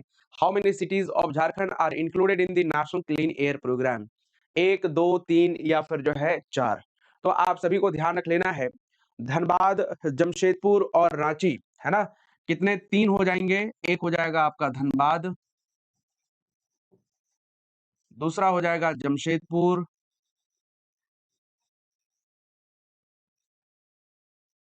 और तीसरा हो जाएगा आपका रांची। ठीक है, तो 3 शहर हैं जो कि नेशनल क्लीन एयर प्रोग्राम यानी एनसीएपी में शामिल है। ठीक है, एनसीएपी में शामिल है।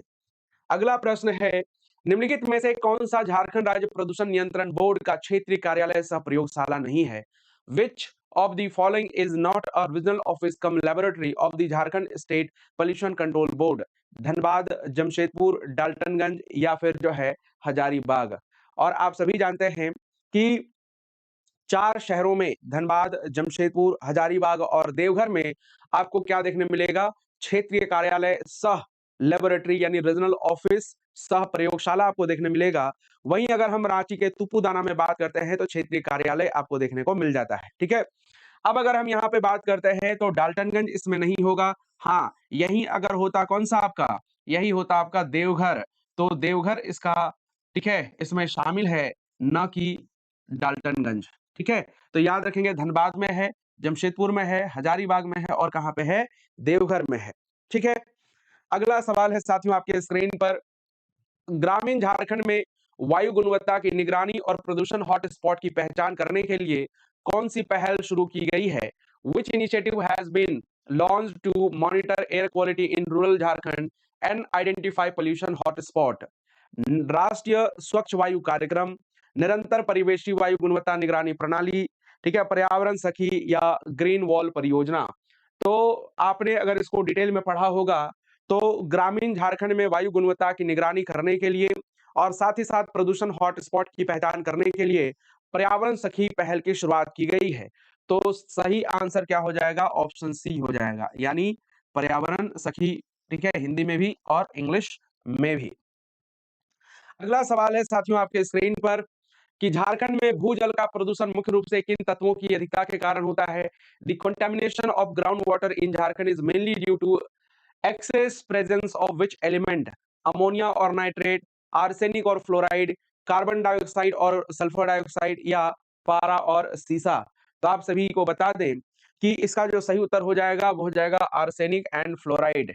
झारखंड के कई सारे ऐसे जिले हैं जो आर्सेनिक और फ्लोराइड के कारण से ग्राउंड वाटर यानी भूजल को प्रदूषित करने का काम कर रहे हैं। ठीक है, जैसे आर्सेनिक की जब हम बात करते हैं, साहेबगंज, राजमहल और उधवा का क्षेत्र, ठीक है। आर्सेनिक के बारे में जब बात करेंगे तो साहेबगंज, ठीक है, राजमहल और उधवा का जो क्षेत्र है यह आर्सेनिक के कारण से, जबकि फ्लोराइड की बात करते हैं तो रांची, गुमला, गढ़वा, खूंटी, पलामू, धनबाद और बोकारो जैसे जो जिले हैं वह किसके कारण से, तो याद रख लीजिएगा फ्लोराइड की अधिकता के कारण से भूजल को प्रदूषित कर रहे हैं। तो ऑप्शन बी क्या हो जाएगा आपका करेक्ट आंसर हो जाएगा। अगला सवाल है, झारखंड में निम्नलिखित में से कौन सी नदी अपने अत्यधिक जल प्रदूषण के लिए जानी जाती है? कोयल, स्वर्णरेखा और हरमू, सोन या फिर जो है आपका गंगा नदी। आप सभी जानते हैं कि central pollution control board CB जो है हाँ सेंट्रल पोल्यूशन कंट्रोल बोर्ड के रिपोर्ट के आधार पर अगर आप देखेंगे तो झारखंड की स्वर्णरेखा और हरमू नदी, ठीक है, सबसे ज्यादा प्रदूषित नदियों में एक तरह से शामिल है। हालांकि ये रिसेंट रिपोर्ट बताते हैं, लेकिन अगर देखिएगा तो दामोदर भी जो है आपका झारखंड की सबसे प्रदूषित नदी के अंतर्गत शामिल है। स्वर्णरेखा और हरमू, हरमू का जो बायोकेमिकल ऑक्सीजन डिमांड है बीओडी जिसको एक तरह से बोलते हैं वो 10.1 है और इसका कितना है 10.0 है। तो सबसे ज्यादा प्रदूषित कौन सा हो जाएगा, वो हरमू, और सेकंड नंबर पे आ जाएगी कौन सी, स्वर्णरेखा। ठीक है। अगला सवाल है साथियों आपके स्क्रीन पर कि झारखंड में गिद्धों की संख्या में तेजी से कमी होने का प्रमुख कारण कौन सा है? ठीक है, शिकारियों द्वारा गिद्धों का अंधाधुंध शिकार, गिद्धों के प्राकृतिक वास में ध्वनि प्रदूषण, पशुओं में दवाओं का अनियंत्रित उपयोग या गिद्धों के प्राकृतिक वास में जल प्रदूषण। ध्यान रख लीजिएगा, पशुओं में एक वैक्सीन प्रयोग की जाती थी पहले, अब जो है उसका प्रयोग जो है प्रयोग पर प्रतिबंध लगा दिया गया है, जिसे क्या कहा जाता है, डाइक्लोफेनेक कहा जाता है। और इसी के कारण से, ठीक है, सॉरी, इसी के कारण से गिद्धों की संख्या में लगातार कमी आ रही है और इस कारण से इस दवा को बंद कर दिया गया। हालांकि इस दवा को जो इजाद किया गया था वो पाकिस्तान में किया गया था और अब इसे जो है क्या कर दिया गया है, बंद कर दिया गया है। तो झारखंड ही नहीं बल्कि पूरे देश में अगर हम बात करेंगे गिद्धों की संख्या में तेजी से कमी होने का प्रमुख कारण पशुओं में दवाओं का अनियंत्रित उपयोग कह सकते हैं, और उस दवा का नाम, वैक्सीन का नाम याद रखते हैं, डाइक्लोफेनेक बोलते हैं। ठीक है। अगला सवाल है, दामोदर नदी गिरिडीह एवं दुर्गापुर के बीच जैविक मरुस्थल बन गई है क्योंकि? Damodar river has become a biological desert between Giridih and Durgapur because इस जल क्षेत्र में जल का रंग काला है, इस जल क्षेत्र में जीवों का अस्तित्व संभव नहीं है, इस जल क्षेत्र में बालू का निक्षेप अत्यधिक है, या इस जल क्षेत्र में जल नहीं है। तो याद रखेंगे इस प्रश्न का सही उत्तर हो जाएगा कि इस जल क्षेत्र में जीवों का अस्तित्व संभव नहीं है। क्यों? क्योंकि इतनी ज्यादा प्रदूषित हो चुकी है दामोदर नदी कि किसी भी प्रकार के जीवों की उत्पत्ति हो ही नहीं सकती है, and that is why it is called biological desert of India, यानी भारत का जैविक मरुस्थल भी कहते हैं या सिंपली जैविक मरुस्थल भी कह सकते हैं, याद रख लीजिएगा। आ जाइए अगले सवाल की ओर। अगला सवाल है बड़ा ही प्यारा सा कि जैव विविधता के लिए प्रमुख खतरे यानी थ्रेट्स टू बायोडायवर्सिटी क्या हैं? अंधाधुंध शहरीकरण, राकलेस अर्बनाइजेशन, अनियोजित और अनियंत्रित औद्योगिकरण, अनप्लान्ड एंड अनरेगुलेटेड इंडस्ट्रियलाइजेशन, बढ़ती जनसंख्या और घटते one, increasing population and decreasing forest, या उपरोक्त में से सभी। तो यहाँ पर आप सभी को ध्यान रख लेना है, जैव विविधता के लिए जो प्रमुख खतरे हैं उसमें से अगर आप देखेंगे तो ये सारे के सारे जो है आपका सही उत्तर हो जाएगा, इसलिए ऑल ऑफ दी अबव। तो जैव विविधता के प्रमुख खतरों की जब हम बात करते हैं साथियों, तो ध्यान रख लीजिएगा, अंधाधुंध शहरीकरण, अनियोजित और अनियंत्रित औद्योगिकरण, बढ़ती जनसंख्या, घटते वन, ठीक है, इसके अलावा अगर आप देखिएगा फॉरेस्ट फायर, है ना, एलियन स्पेसीज, ये सारे के सारे कहीं ना कहीं जैव विविधता के लिए खतरे माने जा रहे हैं। और जो है एक बड़ा कारण अगर देखेंगे तो वो है आपका जनसंख्या वृद्धि। झारखंड में आर्सेनिक और फ्लोराइड की अधिकता से होने वाला भूजल प्रदूषण किस प्रकार के प्रदूषण के अंतर्गत आता है? Ground water contamination in Jharkhand due to excess arsenic and fluoride falls under which type of pollution? Air pollution, soil pollution, water pollution, या फिर आपका रेडियो एक्टिव पोल्यूशन। तो ध्यान रख लीजिएगा, ये जाहिर सी बात है कि आर्सेनिक और जो फ्लोराइड की अधिकता के कारण से, ठीक है, कौन सा प्रदूषित हो रहा है, तो जल ही प्रदूषित हो रहा है। हम इसको क्या कहेंगे, इसको वाटर पोल्यूशन के अंतर्गत रखेंगे, यानी ऑप्शन सी क्या हो जाएगा इसका सही उत्तर हो जाएगा, जल प्रदूषण, है ना। वायु, मृदा और रेडियोधर्मी तो कहेंगे नहीं, यस और नो। अगला सवाल है आपके स्क्रीन पर, झारखंड में कृषि का कौन सा तरीका पर्यावरण के लिए अधिक हानिकारक है? Which agricultural practice in Jharkhand is more injurious to the environment? जैविक खाद का प्रयोग भाई, बायो फर्टिलाइजर अगर यूज करेंगे तो इससे जो है किसी भी प्रकार का नुकसान तो नहीं पहुंचता है कि नहीं है? समोच्च जुताई, कंटोर प्लाइंग, ये भी नहीं होगा, ठीक है, क्योंकि ये लाइक सॉइल मैनेजमेंट के लिए जो है आपका जरूरी होता है कंटोर प्लाइंग। रासायनिक खाद का प्रयोग, ठीक है, ये जो है जाहिर सी बात है, जब केमिकल फर्टिलाइजर यूज करते हैं तो लॉन्ग टर्म में, शॉर्ट टर्म में लाइक ये जो है आपका ठीक है, एक रैपिड ग्रोथ तो दिखाता है, लेकिन लॉन्ग टर्म में क्या है, आपका नुकसान ही पहुंचाता है। किसको? ये जो है आपका पर्यावरण को। तो यहाँ पे ध्यान रखेंगे, ऑप्शन सी इसका राइट आंसर हो जाएगा। बाकी मशीनों का प्रयोग उतना ज्यादा नहीं, ठीक है, जितना केमिकल फर्टिलाइजर का यूज करके हम पर्यावरण को नुकसान पहुंचाते हैं। अगला सवाल है, झारखंड में जलीय पारिस्थितिकी को बढ़ाने वाली सिंचाई प्रणाली कौन सी है? नलकूप, कुआं, नहर या फिर जो है आपका तालाब?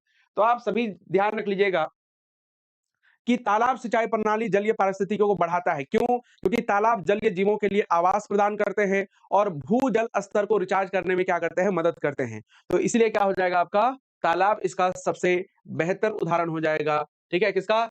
जलीय पारिस्थितिकी को बढ़ाने वाली सिंचाई प्रणाली में। अगला सवाल है, किस खान में विकिरण प्रदूषण सर्वाधिक है? देखिए, घाटशिला, झरिया, जादूगोड़ा या फिर चिरैया या चिड़िया जिसको बोलते हैं। तो ध्यान रख लीजिएगा, देखिए जब हम बात करते हैं कि भाई एक तरह से विकिरण, तो विकिरण किस में निकलता है? जो रेडियो एक्टिव एलिमेंट होंगे, और रेडियो एक्टिव एलिमेंट यानी यूरेनियम है। यूरेनियम का खान कहाँ पे है? तो वो है आपका जादूगोड़ा में। तो जादूगोड़ा के अलावा अगर मानते हैं कि सिमिलर टाइप के वर्ड लाइक एक तरह से जो खान है, और नरवा पहाड़, तुरामडी, बागजता, बंधुहुरांग, मोहुलडी, भटीन, तो ये भी जो है आपका उसी की चपेट में है, यानी रेडियो एक्टिव पॉल्यूटेंट से जो है आपका ग्रसित क्षेत्र है। तो अगर मानते हैं जादूगोड़ा ऑप्शन में नहीं होता, तो फिर क्या हो जाता? बाकी सारे ये जो ऑप्शन है वो आ जाएंगे, ठीक है। अगला सवाल है, निम्न झारखंड में ग्रीन हाउस गैसों का उत्सर्जन का मुख्य कारण क्या है? What is the primary cause of greenhouse gas emission in Jharkhand? कृषि का अनुपयुक्त क्षेत्रों में स्थानांतरण, शहरीकरण और जीवन शैली में बदलाव, भारी उद्योगों और खनन पर अत्यधिक निर्भरता, या रासायनिक उर्वरकों और कीटनाशकों का अत्यधिक प्रयोग। तो आप सभी को ध्यान रख लेना है कि जब हम, है ना, भारी उद्योगों और खनन पर अधिक निर्भर रहते हैं, तो उसके कारण से ग्रीन हाउस गैसों का उत्सर्जन होता है। और झारखंड इस मामले में अगर देखिएगा, तो झारखंड का गिरिडीह जिला ग्रीन हाउस गैस के उत्सर्जन में सबसे मतलब जो है आपका बड़ा योगदान रखता है। यानी पूरे झारखंड में अगर हम बात करते हैं सबसे ज्यादा ग्रीन हाउस गैस का उत्सर्जन कहाँ पे होता है, तो वो होता है आपका कहाँ पे? वो होता है गिरिडीह जिले में, ध्यान रख लेनी है। चलिए, इसके बाद आगे बात करेंगे। 1995 के जिलावार उत्सर्जन डेटा के अनुसार झारखंड का सर्वाधिक उत्सर्जक जिला कौन सा है? मतलब हम बात कर रहे हैं किसके बारे में? ठीक है, जीएचजी के बारे में, ग्रीन हाउस गैस के बारे में अगर हम बात करेंगे, तो क्या होगा इसका सही उत्तर? तो याद रख लीजिएगा, ये हो जाएगा आपका गिरिडीह, यानी option B will be the right answer, है ना। अभी जस्ट आपको बताया कुछ देर पहले ही। तो 1995 के जिलावार डेटा के अनुसार गिरिडीह जो है आपका जीएचजी का सबसे बड़ा उत्सर्जक जिला है, याद रख लीजिएगा। जहां पर, ठीक है, कितना? 22 दशमलव, ठीक है, 22 दशमलव आप 2 याद रख लीजिए, 2 नहीं, आप जो है 36 याद रख लीजिएगा, 36, ठीक है, million tonne carbon dioxide emission होता है साथियों, ठीक है। और ये पूरे झारखंड में 24 जिले हैं, 24 जिले में सबसे ज्यादा है, ध्यान रख लीजिएगा। हालांकि अगर इंडस्ट्रियल क्षेत्र के आधार पर देखा जाए, तो इस्पात उद्योग की हिस्सेदारी सबसे ज्यादा आपको देखने मिलती है, जो कि झारखंड में टोटल जितना भी ये होता है, उसका 38.8% केवल और केवल इस्पात इंडस्ट्री के द्वारा उत्पादन किया जाता है।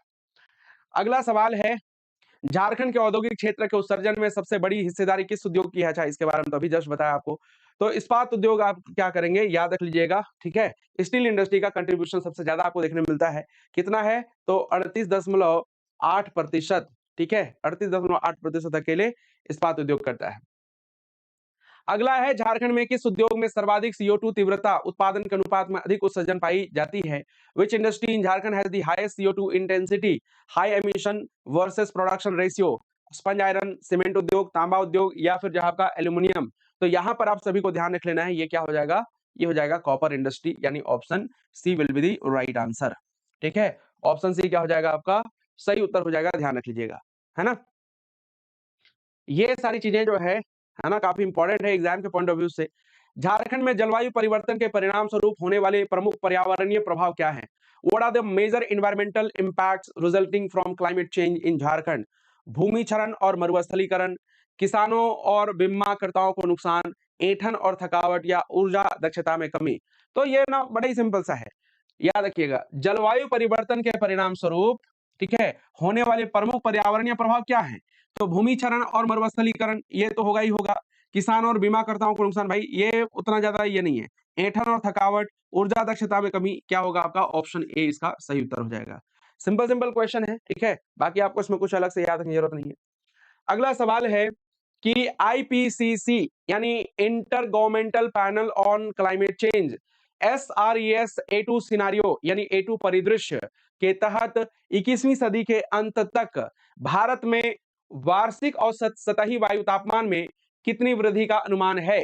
Under the IPCC SRES A2 scenario, what is the projected rise in the annual mean surface air temperature for India by the end of the 21st century? 1 से लेकर 2 डिग्री सेल्सियस, 2 से लेकर 5 डिग्री सेल्सियस, 5 से लेकर 8 degree Celsius या 3 से लेकर के 10 डिग्री सेल्सियस? बताइए। ये जो है आप सबके लिए नया हो सकता है, लेकिन आपको बता दूं इसका जो सही उत्तर हो जाएगा वो हो जाएगा आपका 2 से लेकर के 5 डिग्री सेल्सियस।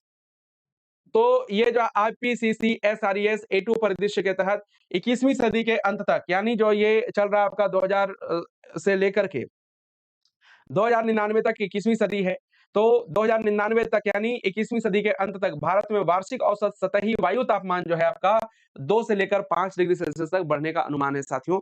ध्यान रख लीजिएगा, ऑप्शन बी हो जाएगा राइट आंसर। अगला सवाल है झारखंड के लिए वर्ल्ड क्लेम के तापमान रुझानों 2020-2080 के अनुसार किस मौसम में तापमान की वृद्धि अधिक होने का अनुमान है? सर्दी, गर्मी, मानसून या फिर ग्रीष्म और शीत दोनों? बताइए इसका राइट आंसर क्या होगा? तो याद रख लीजिएगा ये सर्दी का जो तापमान है वो वृद्धि होने का अधिक अनुमान है, याद रखेंगे, यानी ऑप्शन ए क्या हो जाएगा आपका राइट आंसर हो जाएगा। तो सर्दियों का तापमान अगर आप देखेंगे तो 4.78 से बढ़कर के कितना हो जाएगा आपका 5.28 हो जाएगा, ठीक है, 4.78 से बढ़कर के डिग्री सेल्सियस से बढ़ के 5.2 डिग्री सेल्सियस जो है आपका ये हो जाएगा किसका? सर्दी का तापमान, यानी जो आपका विंटर का तापमान इतना होने का संभावना है, ठीक है। वहीं गर्मियों में अगर आप देखिएगा 2.30 से लेकर के ये 3.0 तक होगा, यानी ये जो वृद्धि है वो बहुत कम, मतलब अगर देखेंगे तो है। तो ये बढ़ने का अनुमान आपका जो है किसके तहत? वर्ल्ड क्लेम के रिपोर्ट के आधार पर आपको देखने को मिलेगा, याद रखेंगे। अगला 1956 से 2008 के ऐतिहासिक डेटा के अनुसार झारखंड में किस दशक में सर्वाधिक औसत वर्षा प्राप्त हुई है? According to the historical data from 1956 to 2008, which decade received the maximum average rainfall in Jharkhand? 1956 से 1960, 1971 से 1980, 1991 से 2000 या 2001 से लेकर के 2008? तो यहां पर आप सभी को ध्यान रख लेना है कि 162.3 सेंटीमीटर, ठीक है, 162.3 सेंटीमीटर या 1623 मिलीमीटर, दोनों में से जो आप याद रखना चाहते हैं वो याद रख सकते हैं। ये वर्ष 1991 से लेकर के 2000 के बीच में ये बारिश हुई है, ठीक है।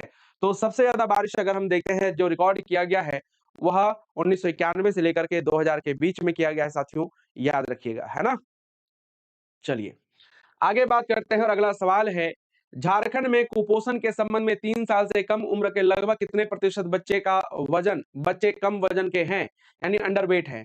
Regarding malnutrition in Jharkhand approximately what percentage of children under 3 are underweight? 22%, 46.3%, 78.2% या फिर जो है आपका 54%? तो 3 साल से कम उम्र के लगभग जो है आपका 54% बच्चे कम वजन के हैं, यानी अंडरवेट हैं। ऑप्शन डी इसका क्या हो जाएगा आपका करेक्ट आंसर हो जाएगा। और ये मैं खुद नहीं बोल रहा भाई, ये सारे के सारे डेटा कह रहे हैं, है ना। इसके बाद है आपका भारतीय प्रबंधन संस्थान अहमदाबाद यानी आईआईएम अहमदाबाद के अध्ययन के अनुसार उद्योगों पर जलवायु का प्रभाव मुख्य रूप से किसके माध्यम से होता है? According to the IIMA study the climate impact on industry is primarily through what? तापीय ऊर्जा की दक्षता में कमी, इंडोर कूलिंग सिस्टम के कारण मांग में वृद्धि, बुनियादी ढांचे यानी परिवहन जल के नुकसान के माध्यम से, या जल संकट के कारण बिजली उत्पादन को प्रभावित करना यानी affecting power generation due to water scarcity. मतलब आपको बताना कि उद्योगों पर जलवायु का प्रभाव मुख्य रूप से किसके माध्यम से होता है, ठीक है। उद्योगों पर जलवायु का प्रभाव मुख्य रूप से किसके माध्यम से होता है, ये आपको बताना है आईआईएम अहमदाबाद के स्टडी के अनुसार। तो याद रख लीजिएगा ये होगा बुनियादी ढांचे यानी परिवहन के नुकसान के माध्यम से, यानी ऑप्शन सी क्या हो जाएगा आपका राइट आंसर हो जाएगा, ध्यान रख लीजिएगा। तो उद्योगों पर जलवायु प्रभाव मुख्य रूप से बुनियादी ढांचे के नुकसान के माध्यम से होता है ना? अन्य जो विकल्प हैं वो इसके संदर्भ में क्या हैं? गलत हैं, ठीक है? अगला सवाल है साथियों आपके स्क्रीन पर कि झारखंड में किस क्षेत्र में संवेदनशीलता, ठीक है, यानी वल्नरेबिलिटी क्षेत्र रुझानों के अनुसार अपेक्षाकृत अधिक है? उत्तर पूर्वी जिले, दक्षिण पश्चिम जिले, दक्षिणी जिले या फिर जो आपका पश्चिमी जिले? बताइए। तो संथाल परगना का जो क्षेत्र है वो खास करके देखा जाए तो अपेक्षाकृत यानी जो आपका रिलेटिवली हायर वल्नरेबिलिटी दिखाता है। और अगर हम संथाल परगना की बात करते हैं तो वो किसमें आएगा आपका? उत्तर पूर्वी जिलों के अंतर्गत शामिल होगा, यानी ऑप्शन ए क्या हो जाएगा आपका? राइट आंसर हो जाएगा। Yes, option A right answer हो जाएगा। याद रखेंगे ये क्या हो जाएगा आपका? संथाल परगना। संथाल परगना, ठीक है? चलिए, अगला सवाल है कि झारखंड जलवायु परिवर्तन पर कार्य योजना, Jharkhand action plan on climate change कब शुरू की गई थी?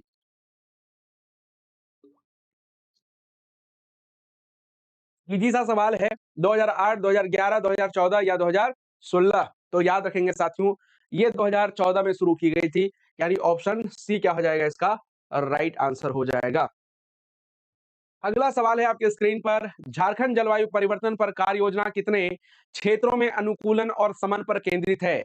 The Jharkhand action plan on climate change focuses on adaptation and mitigation across how many sector? 5, 8, 10 या फिर जो आपका 12? तो यहां पर आपको ध्यान रख लेना है, JAPCC 10 क्षेत्रों पर, यानी ऑप्शन सी क्या हो जाएगा इसका? राइट आंसर हो जाएगा। 10 क्षेत्रों पर अनुकूलन और शमन पर एक तरह से केंद्रित है। Option C will be the right answer. अगला सवाल है आपके स्क्रीन पर कि झारखंड नवीकरणीय ऊर्जा विकास एजेंसी जरेडा किस मंत्रालय के लिए नोडल एजेंसी है? ऊर्जा, नवीन और नवीकरणीय ऊर्जा मंत्रालय, जलवायु परिवर्तन मंत्रालय या भारतीय अक्षय ऊर्जा विकास एजेंसी? तो ministry of new and renewable energy, ठीक है, यानी ऑप्शन क्या हो जाएगा आपका? बी इसका सही उत्तर हो जाएगा। तो जरेडा जो है आपका नोडल एजेंसी है बेसिकली रिन्यूएबल एनर्जी के लिए, उसके विकास के लिए। अगला है झारखंड ऊर्जा नीति 2012 के तहत नवीकरणीय उत्पादकों को कितने वर्षों के लिए 50% सब्सिडी जो है 50% बिजली शुल्क की छूट दी गई है? 10, 12, 15 या फिर जो आपका 20 वर्षों के लिए? तो आप सभी को ध्यान रख लेना है, ये 10 सालों के लिए जो है आपका, ठीक है, इलेक्ट्रिसिटी ड्यूटी जो है आपका में छूट दी गई है। Option A will be the right answer, ठीक है, ध्यान रखेंगे। तो कितना दिया गया है? 10 वर्षों के लिए 50% बिजली शुल्क में छूट दी गई है साथियों। अगला सवाल है आपके स्क्रीन पर कि झारखंड राज्य जल नीति 2011 का मुख्य उद्देश्य क्या है? What is the main objective of the Jharkhand state water policy 2011? GHG उत्सर्जन को कम करना, बाढ़, सूखा और चक्रवात के प्रति भेद्यता को कम करना, जल संसाधन योजना का केंद्रीकरण करना और जलवायु परिवर्तन परिदृश्यों की पुष्टि करना।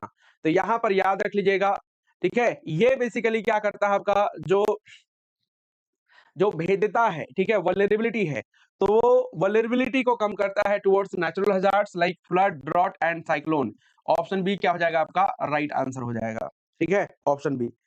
अगला सवाल है साथियों आपके स्क्रीन पर कि भारतीय कृषि में जलवायु परिवर्तन ज्ञान नेटवर्क CCKNIA किन राज्यों में कार्यरत है? The climate change knowledge network in Indian agriculture is operational in which state? Jharkhand, Bihar और उड़ीसा, झारखंड, महाराष्ट्र और उड़ीसा, झारखंड, छत्तीसगढ़ और महाराष्ट्र, झारखंड, पश्चिम बंगाल और बिहार? देखो झारखंड तो है ही, लेकिन जो है ना तो छत्तीसगढ़ है और ना ही जो पश्चिम बंगाल है, ठीक है, और ना ही बिहार है। ये हो जाएगा झारखंड, महाराष्ट्र और उड़ीसा, यानी जो आपका 3 राज्यों के लिए ये climate change knowledge network in Indian agriculture को लॉन्च किया गया, ध्यान रख लीजिएगा, ठीक है, 3 राज्यों में, ठीक है, ओके। अगला सवाल है आपके स्क्रीन पर, ठीक है, CKKIA भारत कृषि में जलवायु परिवर्तन ज्ञान नेटवर्क के लिए झारखंड के पायलट जिले कौन से हैं? पायलट मतलब लाइक मतलब टेस्टिंग के लिए इसको शुरू किया गया था। पूर्वी सिंहभूम और रांची, रांची और खूंटी, सरायकेला, खरसावां और बोकारो या धनबाद और हजारीबाग? तो यहाँ पर आप सभी को ध्यान रख लेना है, ऑप्शन ए इसका क्या हो जाएगा? आपका सही उत्तर हो जाएगा, ठीक है, यानी जो आपका पूर्वी सिंहभूम और Ranchi, option A will be the right answer.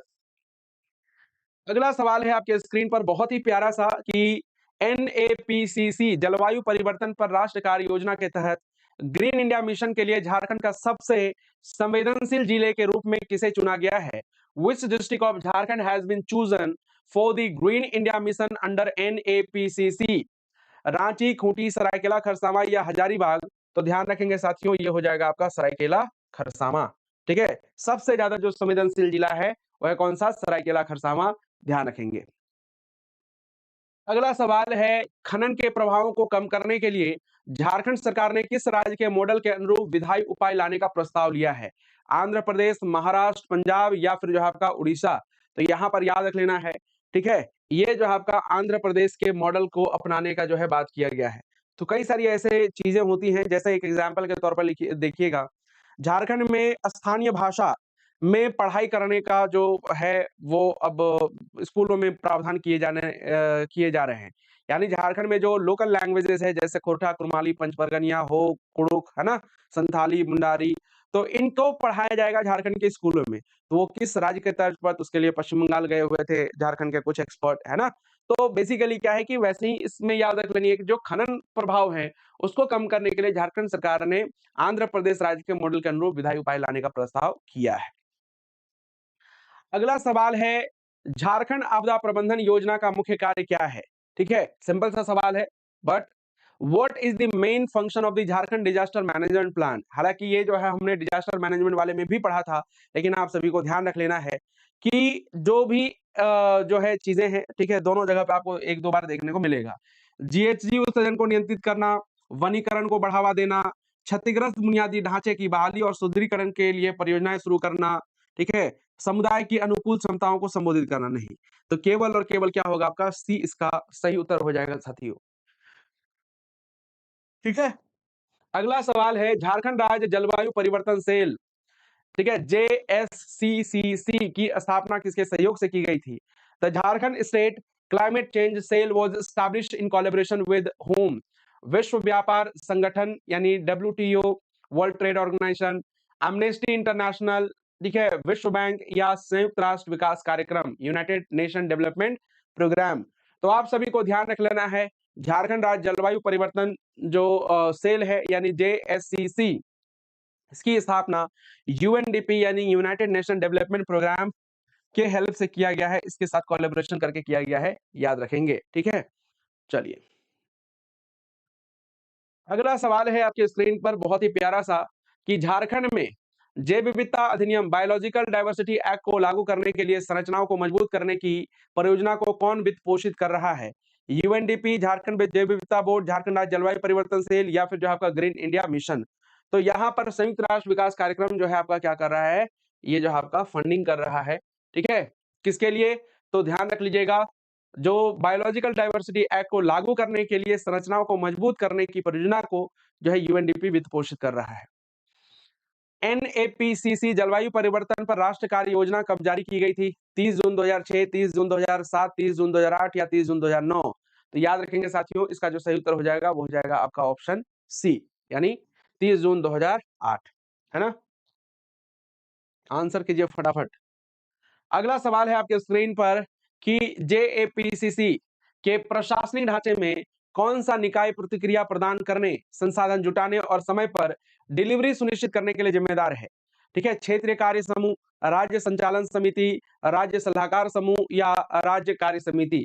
तो आप सभी को बता दें कि इसका जो सही उत्तर होगा, जैसे डिलीवरी करने की जब हम बात करते हैं तो वह काम किसका है? तो याद रख लीजिएगा, ये काम जो है आपका स्टेट स्टीयरिंग कमिटी का है, ठीक है, किसका? स्टेट स्टीयरिंग कमिटी का है। तो ऑप्शन जो है क्या हो जाएगा आपका? बी इसका राइट आंसर हो जाएगा। अगला सवाल है, JAPCC की निर्माण प्रक्रिया के तीसरे चरण में क्या शामिल है? What is involve in the third phase of the JAPCC formulation process? समन्वय संरचना और क्षेत्रीय कार्य समूहों का गठन, प्राथमिकता वाले क्षेत्रों की जलवायु प्रोफाइलिंग या कृषि जलवायु वर्गीकरण के आधार पर राज्य भेदता आकलन या शमन और अनुकूलन योजना? तो Jharkhand action plan on climate change की निर्माण प्रक्रिया के तीसरे चरण में क्या शामिल है, ये आपको बताना है। तीसरे चरण में क्या शामिल है? तो याद रखेंगे, तीसरे चरण में जो शामिल है वो है आपका क्या?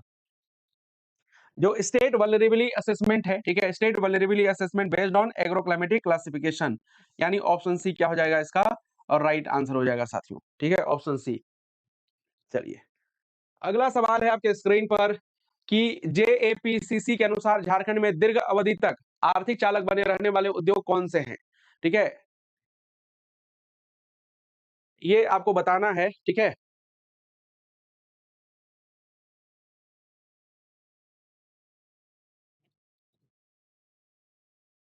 इसमें जो है, एक मिनट,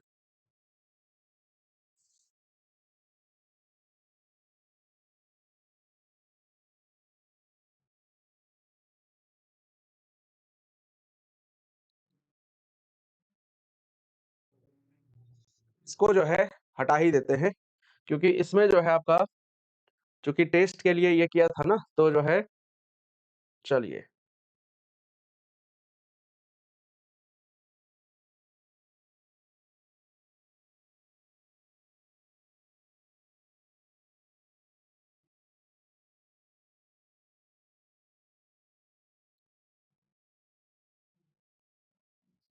अब जो है आप इसका बता सकते हैं। ठीक है, जेपीसीसी के अनुसार झारखंड में दीर्घकालिक अवधि तक आर्थिक चालक बने रहने वाले उद्योग कौन से हैं?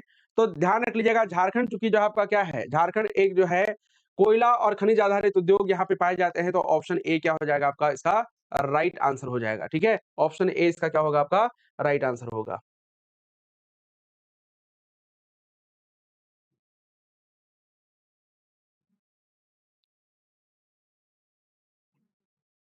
चलिए, अगला सवाल है साथियों आपके स्क्रीन पर, झारखंड से बेसाल्ट धूल का परिवहन करने वाली दार्जिलिंग स्थित कंपनी इस धूल का उपयोग किस रूप में करती है? सड़क निर्माण सामग्री, तापीय ऊर्जा उत्पादन, मिट्टी को समृद्ध करने के लिए जैविक उर्वरक, या सीमेंट उद्योग में सहायक सामग्री। तो ये रिसेंट का ही न्यूज है, आप समझ लीजिए कि 2024 के आसपास जो है एक तरह से ये न्यूज आया था। और याद रखेंगे कि दरअसल जो है आपका एक दार्जिलिंग बेस्ड कंपनी है। ठीक है, अब वो जो है आपका झारखंड में जो भी एक तरह से बेसाल्ट धूल है, उसको अपने यहाँ पे ले जा करके क्या करती है, ऑर्गेनिक फर्टिलाइजर के रूप में, यानी जो आपका जैविक उर्वरक के रूप में जो आपका, ठीक है, निर्माण करती है, जो मिट्टी को समृद्ध करने के लिए आवश्यक है।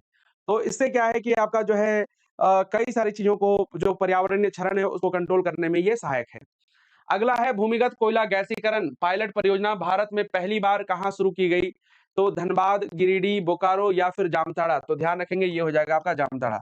तो जामताड़ा में ही बेसिकली सबसे पहला भूमिगत कोयला गैसीकरण, यानी अंडरग्राउंड कोल गैसिफिकेशन जिसको हम लोग बोलते हैं, तो ये शुरू किया गया।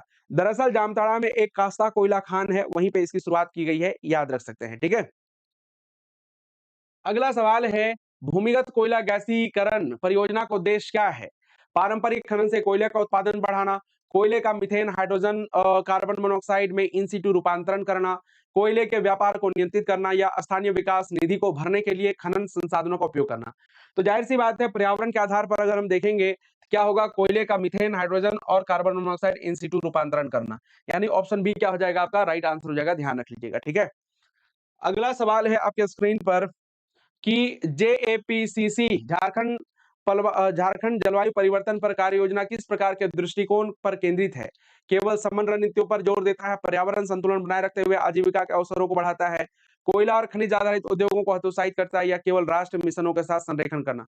मतलब अगर आप देखेंगे तो इसमें भी ना इजी सा ही सवाल है, जो कि आप आसानी से बता सकते हैं कि भाई इसका काम क्या होगा। सो तो ये पर्यावरण संतुलन बनाए रखते हुए आजीविका के अवसरों को बढ़ाना, यही इसका क्या है आपका, ठीक है, इसी दृष्टिकोण पर केंद्रित है ये। तो मेरा नाम है उदित कुशवाहा, मैं आप सभी का स्वागत करता हूँ जिज्ञासा लर्निंग प्लेटफॉर्म पे। So let's start and the very first question is on your screen. Jharkhand में प्राकृतिक वनस्पति के विकास को प्रभावित करने वाले कारकों के संदर्भ में निम्नलिखित पर विचार कीजिए। With reference to the factors affecting the growth of natural vegetation in Jharkhand, consider the following: सूर्यताप, धरातलीय स्वरूप, वर्षा और मिट्टी।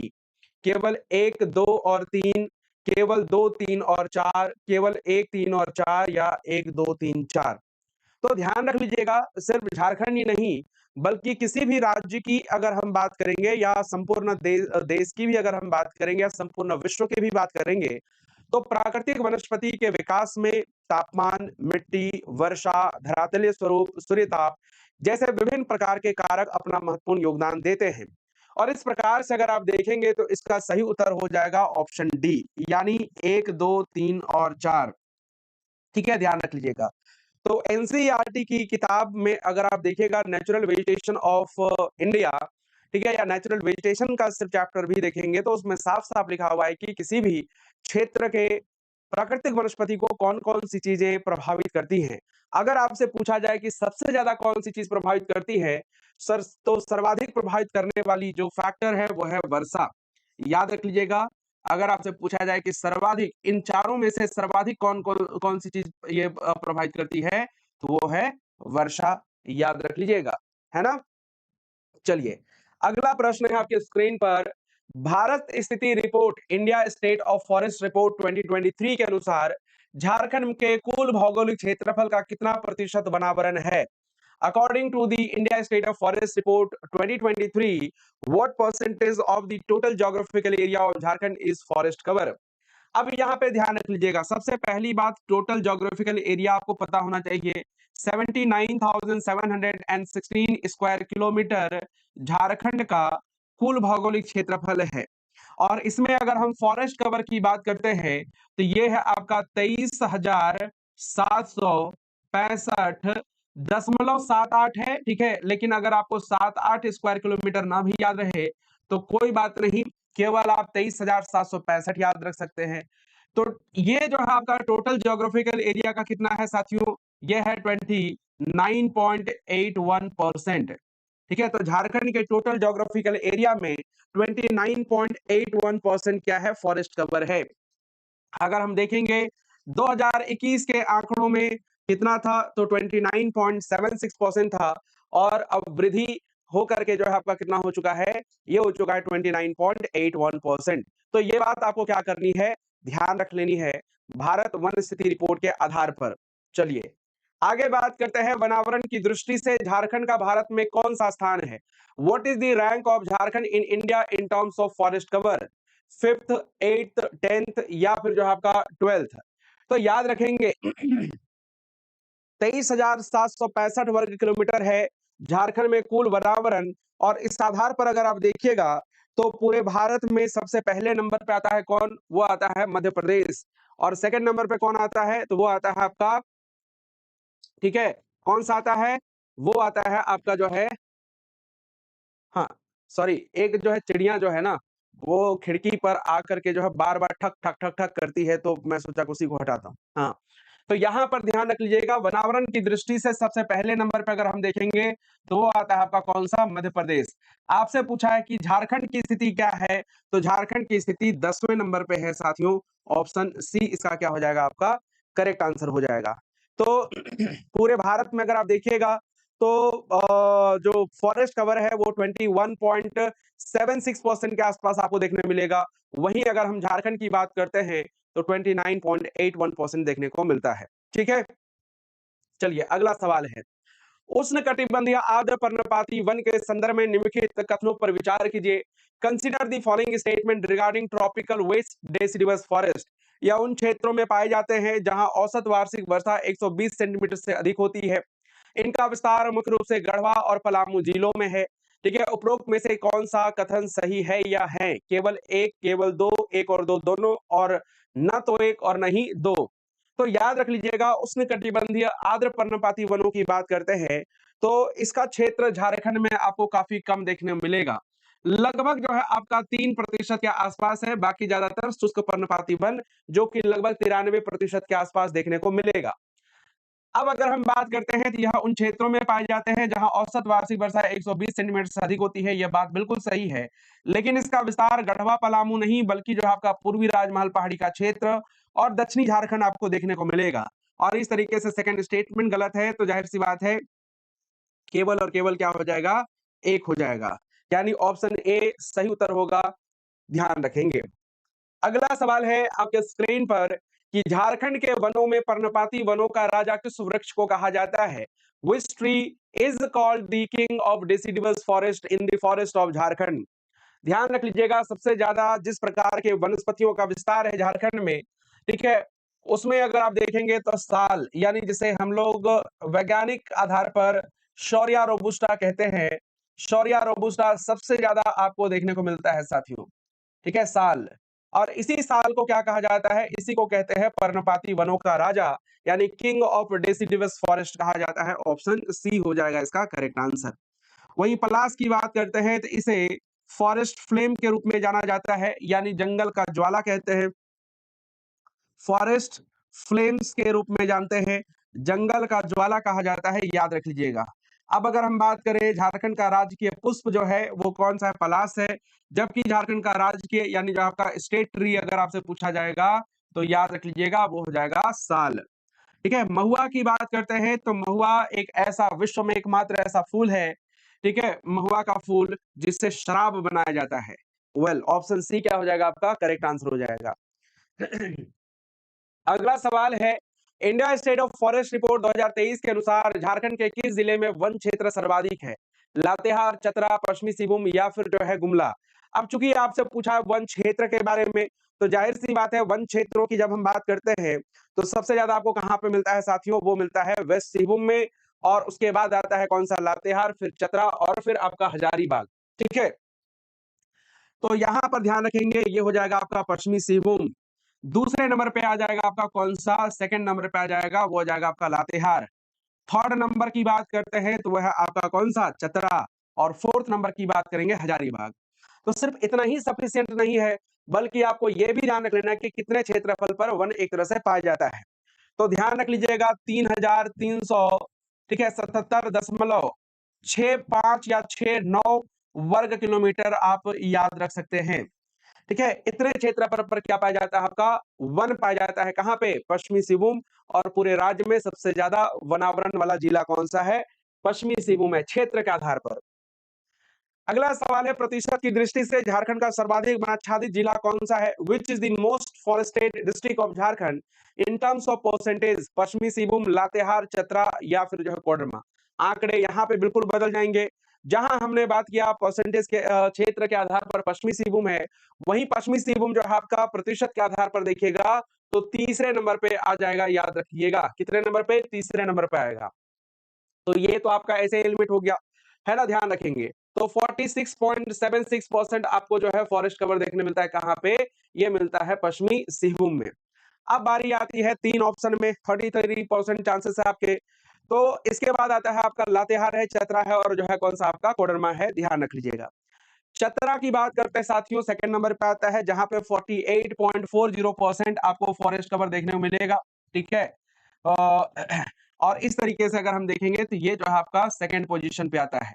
ठीक है, कोडरमा की बात करेंगे तो कोडरमा टॉप 5 में भी कहीं पे एग्जिस्ट नहीं करता, तो इसको याद रखने की जरूरत नहीं है। ये हो जाएगा आपका लातेहार। तो प्रतिशत के आधार पर लातेहार पूरे झारखंड में सर्वाधिक वनावरण वाला जिला है, ध्यान रख लीजिएगा। जहां पे कितना 55.5%, 54% आपको जो है क्या है, वनावरण देखने को मिलता है। तो इस तरीके से याद रखेंगे, Latehar will be the correct answer. ठीक है, हालांकि वनों में कमी आई है यहाँ पर भी, क्योंकि पिछली बार ये 56% हुआ करता था, इस बार 55% है, मतलब 55.5%। कुजरी तेल जिसका उपयोग प्राकृतिक चिकित्सा में किया जाता है, किस वृक्ष के बीजों से निकाला जाता है। Kujri oil used in naturopathy is extracted from seeds of which tree, mahua, karanj, sal या फिर कुसुम। देखिए, कुजरी तेल मतलब लाइक इसका प्राकृतिक गुण तो है ही, और इसलिए इसका जो है, ठीक है, नेचुरोपैथी में यूज करते हैं, प्राकृतिक चिकित्सा में करते हैं। कुसुम से जो तेल निकाला जाता है उसको कुसुम तेल ही कहा जाता है, ध्यान रख लीजिएगा, तो ये तो होगा नहीं। करंज से जो निकाला जाता है उसको करंज तेल कहते हैं। महुआ से जो निकाला जाता है उसको हमारे साइड कोयड़ी कहा जाता है, कई जगह पे जो आपका अलग अलग नामों से जाना जाता है। लेकिन जो साल से निकालते हैं उसको क्या कहते हैं, कुजरी तेल कहते हैं, याद रख लीजिएगा। ऑप्शन सी हो जाएगा इसका करेक्ट आंसर। तो कई सारे जो एक पेड़ होता है ना, उसके कई सारी ऐसी चीजें होती हैं जिसके प्रोडक्ट का यूज जो है आपको देखने को मिलेगा। अगला सवाल है, झारखंड में प्रति व्यक्ति वन का क्षेत्र कितना है, यानी what is the per capita forest area in Jharkhand, 0.05 hectare, 0.08 hectare, 0.12 hectare या 0.15 हेक्टेयर। तो याद रखेंगे साथियों, ठीक है, झारखंड में अगर पर कैपिटा फॉरेस्ट कवर की बात करते हैं तो ये 0.08 हेक्टेयर है। ऑप्शन बी क्या हो जाएगा आपका राइट आंसर हो जाएगा। ठीक है, ऑप्शन बी राइट आंसर हो जाएगा, तो इसमें कुछ अलग से याद रखने की जरूरत नहीं है। अगला सवाल है आपके स्क्रीन पर कि India state of forest report 2023 के अनुसार 2021 के आकलन की तुलना में झारखंड में वनावरण में कितनी वृद्धि दर्ज की गई है। According to the India State of Forest Report 2023, how much increase has been recorded in the forest cover of Jharkhand compared to the 2021 assessment?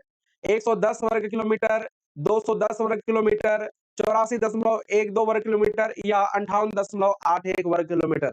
अब यहाँ पे ध्यान रखेंगे साथियों, जब हम वर्ष 2019 और 21 का कंपैरिजन करते हैं तो वो 110 स्क्वायर किलोमीटर की वृद्धि देखने मिलेगा, लेकिन 2021 से 23 की बात करते हैं तो ये 58.81 जो है आपका वर्ग किलोमीटर की एक सामान्य से वृद्धि दर्ज की गई है ना। हालांकि जो है लगातार हम अगर देखेंगे तो जितने सालों से मैं पढ़ रहा हूँ वन रिपोर्ट की बात करूं तो लगातार मैंने वृद्धि ही देखा है, और ये ग्राफ हमेशा जो है आपका ग्रेजुअली ऊपर की ओर ही जा रहा है। तो याद रखिए झारखंड में जो वनावरण में वृद्धि हुआ है वह कितना हुआ है, वो हुआ आपका 58.81 वर्ग किलोमीटर। अगला सवाल है, झारखंड के किस जिले में वनावरण सबसे कम है? देवघर में, धनबाद में, जामताड़ा में या फिर जहां का पाकुड़ में? देखिए, जब भी हम एक तरह से बात करते हैं तो न्यूनतम वनों की बात करेंगे तो जामताड़ा सबसे कम वनावरण वाला जिला है, जहां पे महज 107.49 वर्ग किलोमीटर आपको वनावरण देखने को मिलेगा।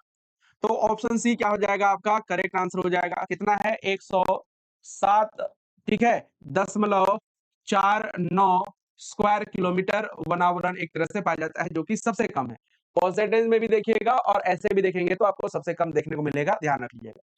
वहीं अगर हम देवघर की बात करते हैं साथियों, तो देवघर जो आपका सेकंड नंबर पे आता है सबसे कम वनावरण में, ध्यान रख लीजिएगा, जो कि 205.66 स्क्वायर किलोमीटर आपको वनावरण देखने मिलेगा। कहां पे? देवघर में। देवघर के बाद अगर हम बात करते हैं तो वो धनबाद में है, जहां पे 221 वर्ग किलोमीटर आपको वनावरण देखने मिलता है, ठीक है, 221.20 स्क्वायर किलोमीटर आपको वनावरण देखने को मिलेगा। और इसके बाद अगर आप आते हैं तो वो आता है कौन सा? पाकुड़, जहां पे अगर आपको याद रखना हो 286.13 स्क्वायर किलोमीटर वनावरण एक तरह से है।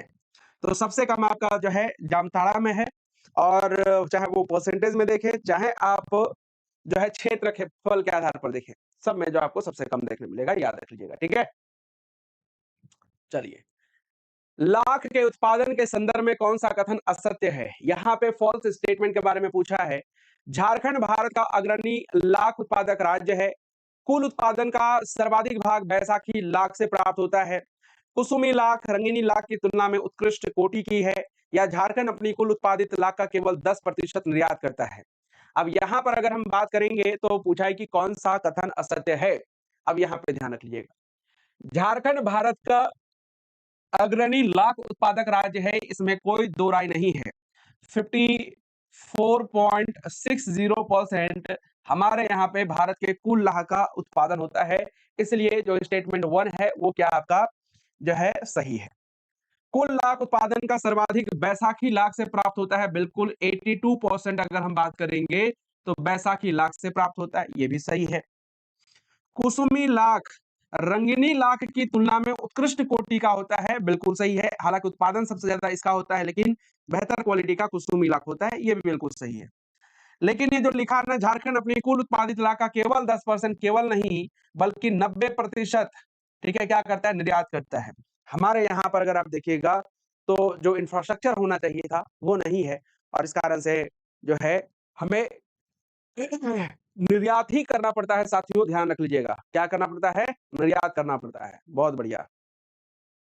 अगला सवाल है आपके स्क्रीन पर, बड़ा ही प्यारा सा, कि भारतीय लौह अनुसंधान संस्थान की स्थापना कब और कहां की गई थी?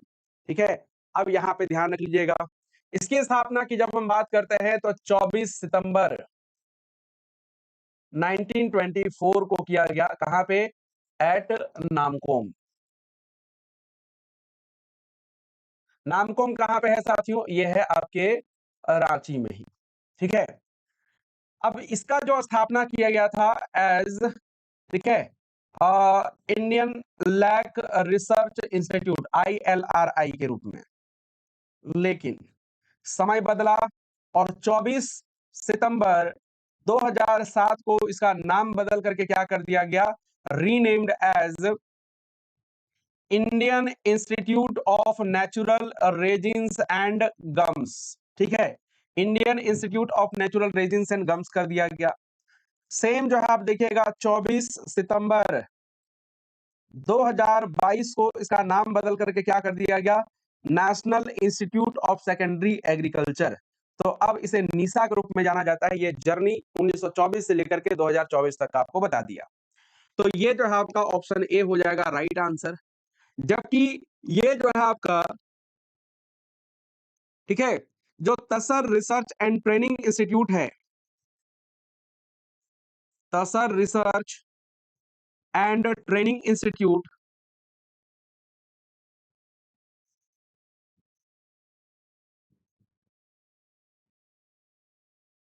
इंस्टीट्यूट, ठीक है, इसकी स्थापना हुई कब, 1964 में। कहां पे आपका, नगड़ी में। तो इस तरीके से क्या कर सकते हैं आप, याद रख सकते हैं। ठीक है, चलिए अगला सवाल है साथियों, बहुत ही प्यारा सा, कि तसर रेशम के उत्पादन में झारखंड का भारत में कितना प्रतिशत योगदान है, 40, 50.5, 76.4 या 90%। तो याद रख लेंगे, चूंकि भारत में तसर रेशम का सबसे बड़ा जो उत्पादक राज्य है वो है झारखंड, और 76.4% हम क्या करते हैं, तसर रेशम का उत्पादन करते हैं। तो ऑप्शन सी क्या हो जाएगा आपका, राइट आंसर हो जाएगा। तो जैसे संथाल परगना के क्षेत्र, सिंहभूम हजारीबाग के जो क्षेत्र हैं, ये सब जो है आपका तसर रेशम के उत्पादन के लिए जाने जाते हैं। और आप सभी को ध्यान रख लेना है, Tasar research and training institute की स्थापना कब की गई, वो किया गया आपका, भाई चलिए, ठीक है, तो कुछ चीजें ध्यान रख लेनी है। कमेंट ऐसे ऐसे आते हैं कि क्या ही बताऊं। अगला सवाल है, झारखंड में वन प्रबंधन यानी फॉरेस्ट मैनेजमेंट का प्रथम प्रयास किसके द्वारा किया गया था। ठीक है, JF हैबिट, A.T. डाल्टन, रघुवर दास या फिर बिरसा मुंडा। तो याद रख लीजिएगा, 1882-85 के बीच में झारखंड में वन प्रबंधन का पहला प्रयास किया गया था, किसके द्वारा, JF हैबिट के द्वारा, है ना। तो ऑप्शन ए हो जाएगा इसका राइट आंसर। सवाल है कि कब से कब के बीच में किया गया था, तो आपको बताया कि 1882 से लेकर के 1885 के बीच में यह प्रयास किया गया था, सबसे पहला प्रयास था। ठीक है, तो ऑप्शन ए हो जाएगा सही उत्तर, और जो है आपका नाम हो जाएगा JF हैबिट। झारक्राफ्ट की स्थापना किस वर्ष की गई थी, in which year was Jharcraft established. भाई one of the most important question कह लीजिए, हालांकि आप में से मैक्सिमम लोगों को याद हो गया होगा, लेकिन अगर आप झारखंड राज्य के बाहर रहते हैं तो शायद आपको जो है याद ना हो। लेकिन आपको बता दें कि वर्ष 2006 में झारक्राफ्ट की स्थापना हुई, और ऑप्शन सी हो जाएगा इसका करेक्ट आंसर। ठीक है, तो मैक्सिमम टाइम जो है आपका हर दूसरे तीसरे एग्जाम में झारक्राफ्ट के बारे में पूछा गया है, काफी इंपॉर्टेंट हो जाता है एग्जाम के पॉइंट ऑफ व्यू से। अगला है, मुख्यमंत्री जनवन योजना के तहत वृक्षारोपण पर कितने प्रतिशत सब्सिडी दी जाती है। तो ध्यान रख लीजिएगा, मुख्यमंत्री जनवन योजना वर्ष 2016 में इसकी शुरुआत की गई, और इसमें जो एक तरह से मिनिमम और मैक्सिमम का जो ये रखा गया कि आपके पास मिनिमम कितनी जमीन होनी चाहिए, तो 0.5 एकड़ जमीन जो है होना चाहिए मिनिमम, और 50 एकड़ जो है वो होना चाहिए आपका मैक्सिमम एक किसान के पास। तो आपको इसका लाभ मिलेगा। जो सब्सिडी दी जाती है वो दिया जाता है, ठीक है, कितने सालों के लिए, तो ध्यान रख लीजिएगा, सब्सिडी फॉर 3 इयर्स, और ये दिया जाता था पहले 50%, और अब बढ़ा करके इसे कर दिया गया है कितना, 75%। ठीक है, तो ऑप्शन क्या हो जाएगा, सी इसका राइट आंसर हो जाएगा, 75%। तो सब्सिडी पहले होता था कम, अब हो गया आपका बढ़ा करके, हेमंत सोरेन की सरकार ने इसको बढ़ा करके 75% कर दिया गया है।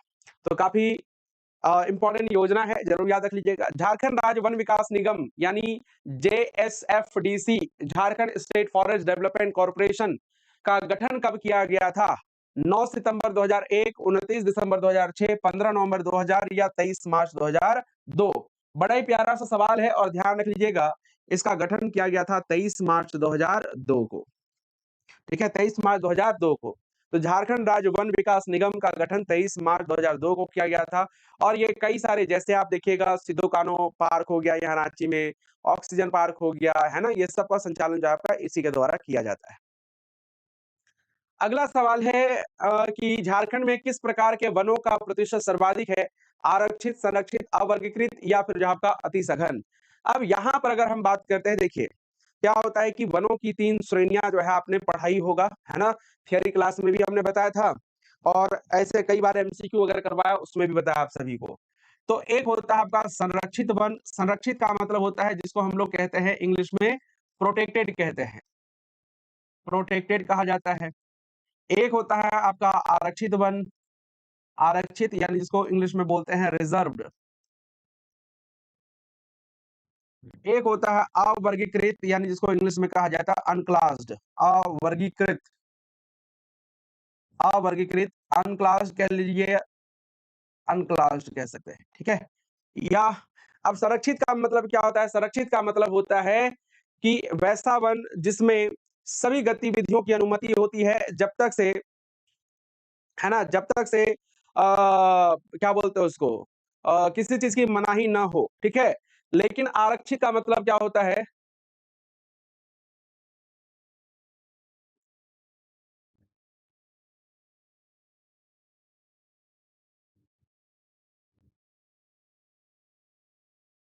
हम्म, आरक्षित का मतलब होता है भाई, अभी भी ना स्टूडेंट जो है आपका एज कट ऑफ को लेकर के बहुत ज्यादा कंफ्यूज है। कुछ तो ऐसे भी हैं जो सिलेबस को लेकर के ही कंफ्यूज है ना। ऐसे कैसे होगा जेपीएससी की तैयारी? केवल न्यूज एंड नोटिफिकेशन पे ध्यान रखने वाले स्टूडेंट्स भी चाहते हैं कि जेपीएससी इस बार जो है एनी हाउ क्वालिफाई करनी है। जिन बातों को, जिन चीजों को मुख्य रूप से ध्यान देने वाली हैं, ठीक है, उन चीजों पर ध्यान ही नहीं है किसी का, ठीक है। बस वही न्यूज एंड नोटिफिकेशन, कब डेट बढ़ेगा, कब एग्जाम होगा, कब एडमिट कार्ड आएगा, कब रिजल्ट होगा, क्या कट ऑफ जाएगा, ये फालतू फालतू चीजें जो है आपका खूब ध्यान में रखा जाता है। बट सिलेबस क्या है? गोल। पढ़ना क्या है? गोल। क्या नहीं पढ़ना है? गोल। क्या एग्जाम में पूछे गए? गोल। ऐसे नहीं होता दोस्तों। और रियलिटी ये है कि मतलब ऐसे बोलना तो नहीं चाहिए, लेकिन झारखंड में जो बहुत सारे ऐसे टीचर्स हैं ना, जेन्युइनली मैं बताऊं तो उनको जिन मामलों में गाइड करना चाहिए स्टूडेंट्स को, उन सब चीजों के लिए गाइड ही नहीं करते। समझ गए क्यों? क्योंकि जो है आपका, उनको भी पता है कि भाई इससे व्यूज नहीं आने वाला है। और आज के समय में, ठीक है, टीचर जो है आपका बस एक यूट्यूबर और जो है स्टूडेंट बस एक सब्सक्राइबर बन के रह गया है। और जब तक ये जो है आपका रहेगा तब तक से जो है आपका सीख तो नहीं पाएंगे प्रॉपर। खैर, आप मेरी बातों से असहमत भी हो सकते हैं, सहमत भी हो सकते हैं, ठीक है। खैर, ये आपका अपना निजी ये हो सकता है। तो संरक्षित का मतलब क्या होता है कि एक ऐसा वन जिसमें सभी गतिविधियों की अनुमति होती है जब तक से किसी चीज का मना ही ना हो। यानी जो है all the activities are permitted unless prohibited. लेकिन वही रिजर्व की जब हम बात करते हैं तो ये क्या कहेंगे हम इसको? All activities are prohibited unless permitted. तो हर एक गतिविधियां जो है आपका की अनुमति नहीं होती है जब तक से जो है आपका, ठीक है, उसकी अनुमति ना मिल जाए। हालांकि कंफ्यूज हो सकते हैं, लेकिन यहाँ पे ध्यान रखिए, all activities are permitted unless prohibited, यानी जब तक से उसकी मनाही ना हो। और यहाँ पे क्या, ऑल एक्टिविटीज आर प्रोहिबिटेड, सारी गतिविधियों की मनाही होती है जब तक उसकी अनुमति ना हो। और जो दोनों में नहीं आते उसको रखा जाता है आपका अवर्गीकृत में, ध्यान रख लीजिएगा। अब 81.28% क्या है साथियों? 81.28% अगर आप देखेंगे तो प्रोटेक्टेड फॉरेस्ट है। और ये जो है आपका कहाँ पे, जैसे हजारीबाग हो गया, गढ़वा हो गया, पलामू हो गया, रांची हो गया, इन जिलों में जो है आपका क्या है, वो है आपका प्रोटेक्टेड फॉरेस्ट है, ध्यान रखिएगा। आरक्षित की बात करते हैं तो ये महज 18.58% है। और सबसे बड़ा कौन सा? आपका सारंडा क्षेत्र हो गया, है ना, सबसे बड़ा है, ध्यान रख लीजिएगा। और जब हम अनक्लास की बात करते हैं, ये ज्यादा नहीं है, ये है आपका महज 0.14%। और ध्यान रख लीजिएगा साहेबगंज में जो है आपका सबसे ज्यादा ये है, इसके अलावा पश्चिमी सिंहभूम, दुमका, हजारीबाग क्षेत्रों में। अब पूछा है कि किस प्रकार के वनों का प्रतिशत सर्वाधिक है, तो याद रखेंगे संरक्षित यानी जो है आपका कौन सा, प्रोटेक्टेड, यानी ऑप्शन बी क्या हो जाएगा आपका राइट आंसर हो जाएगा साथियों, ठीक है। ऑप्शन बी राइट आंसर हो जाएगा, ठीक है।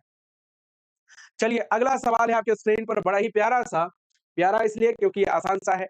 संयुक्त वन प्रबंधन संकल्प किस वर्ष प्रतिपादित किया गया है? In which year was the joint forest management resolution formulated?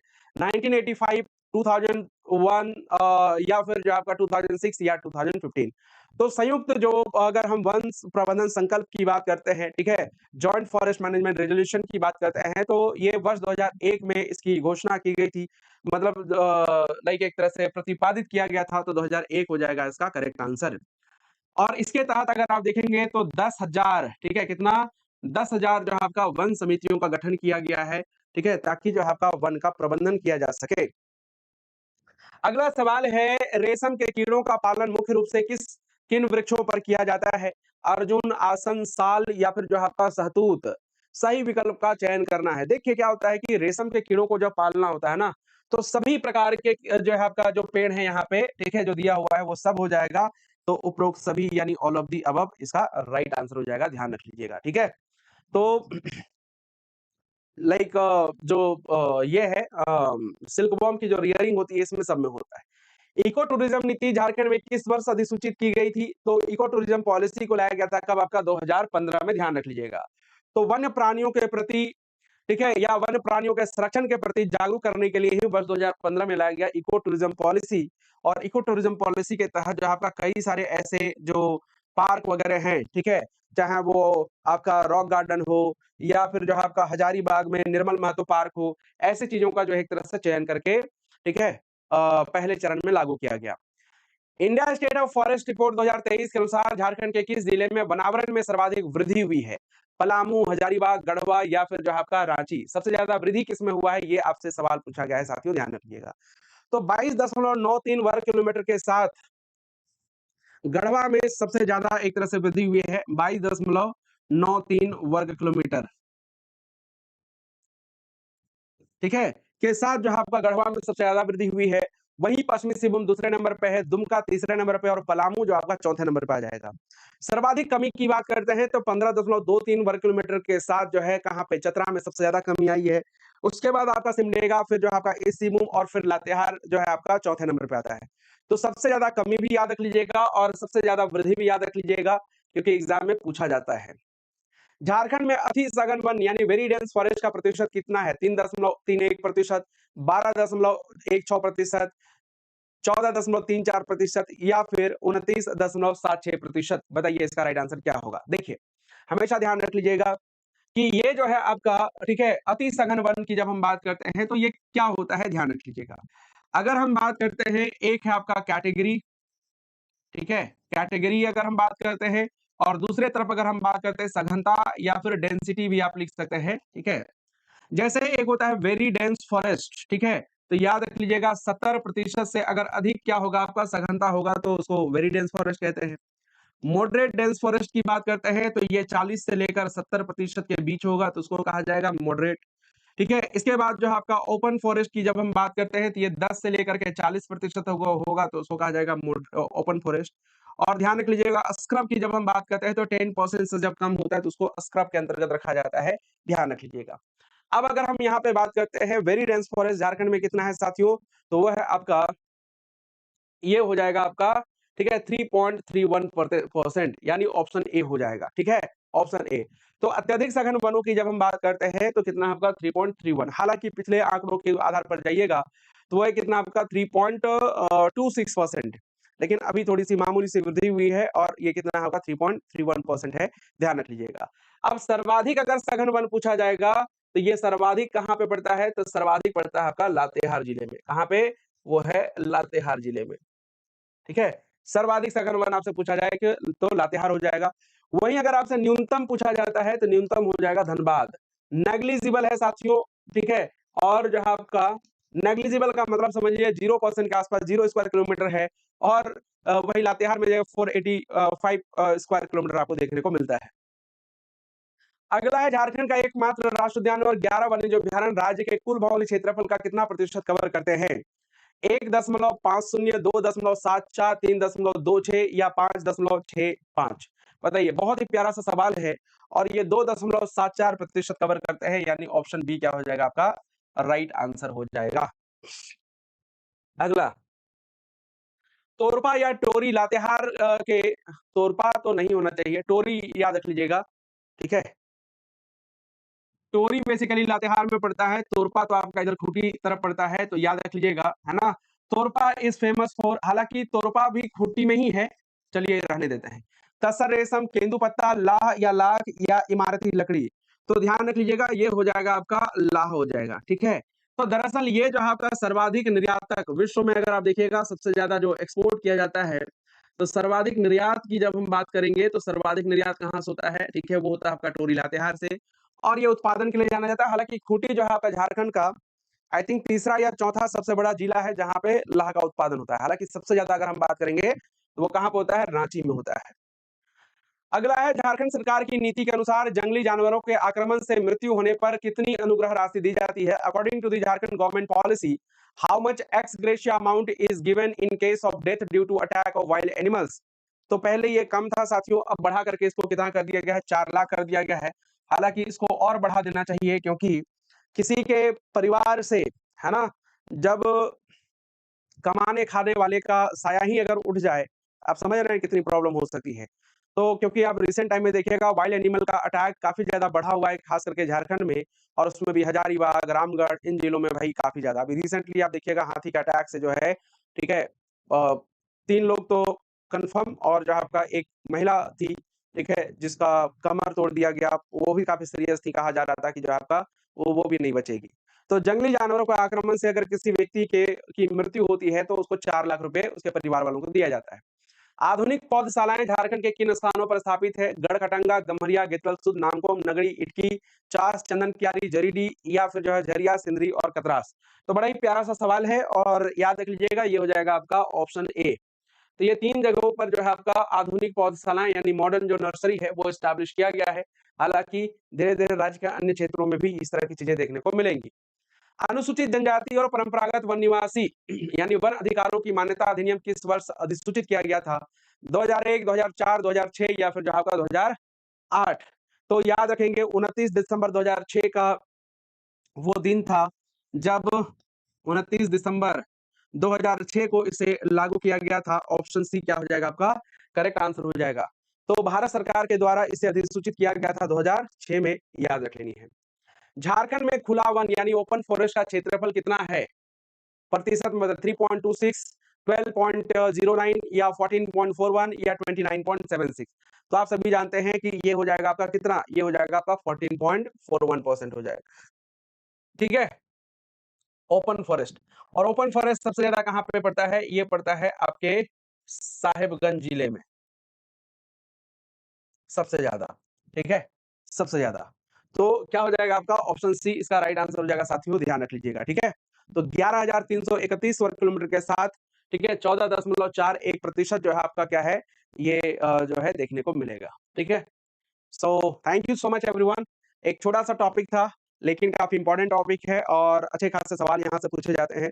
आप इसको जरूर जो है रिवाइज कर लीजिएगा। बाकी मिलेंगे हम आपसे अगली क्लास में, तब तक के लिए अपना ख्याल रखिएगा। समय आ चुका है अभी ताबड़तोड़ रिवीजन करने का, रिवीजन करते रहिए, ताकि एग्जाम में प्रश्न वो जो खास करके आपने पढ़ा है वो बिल्कुल भी ना छूटे।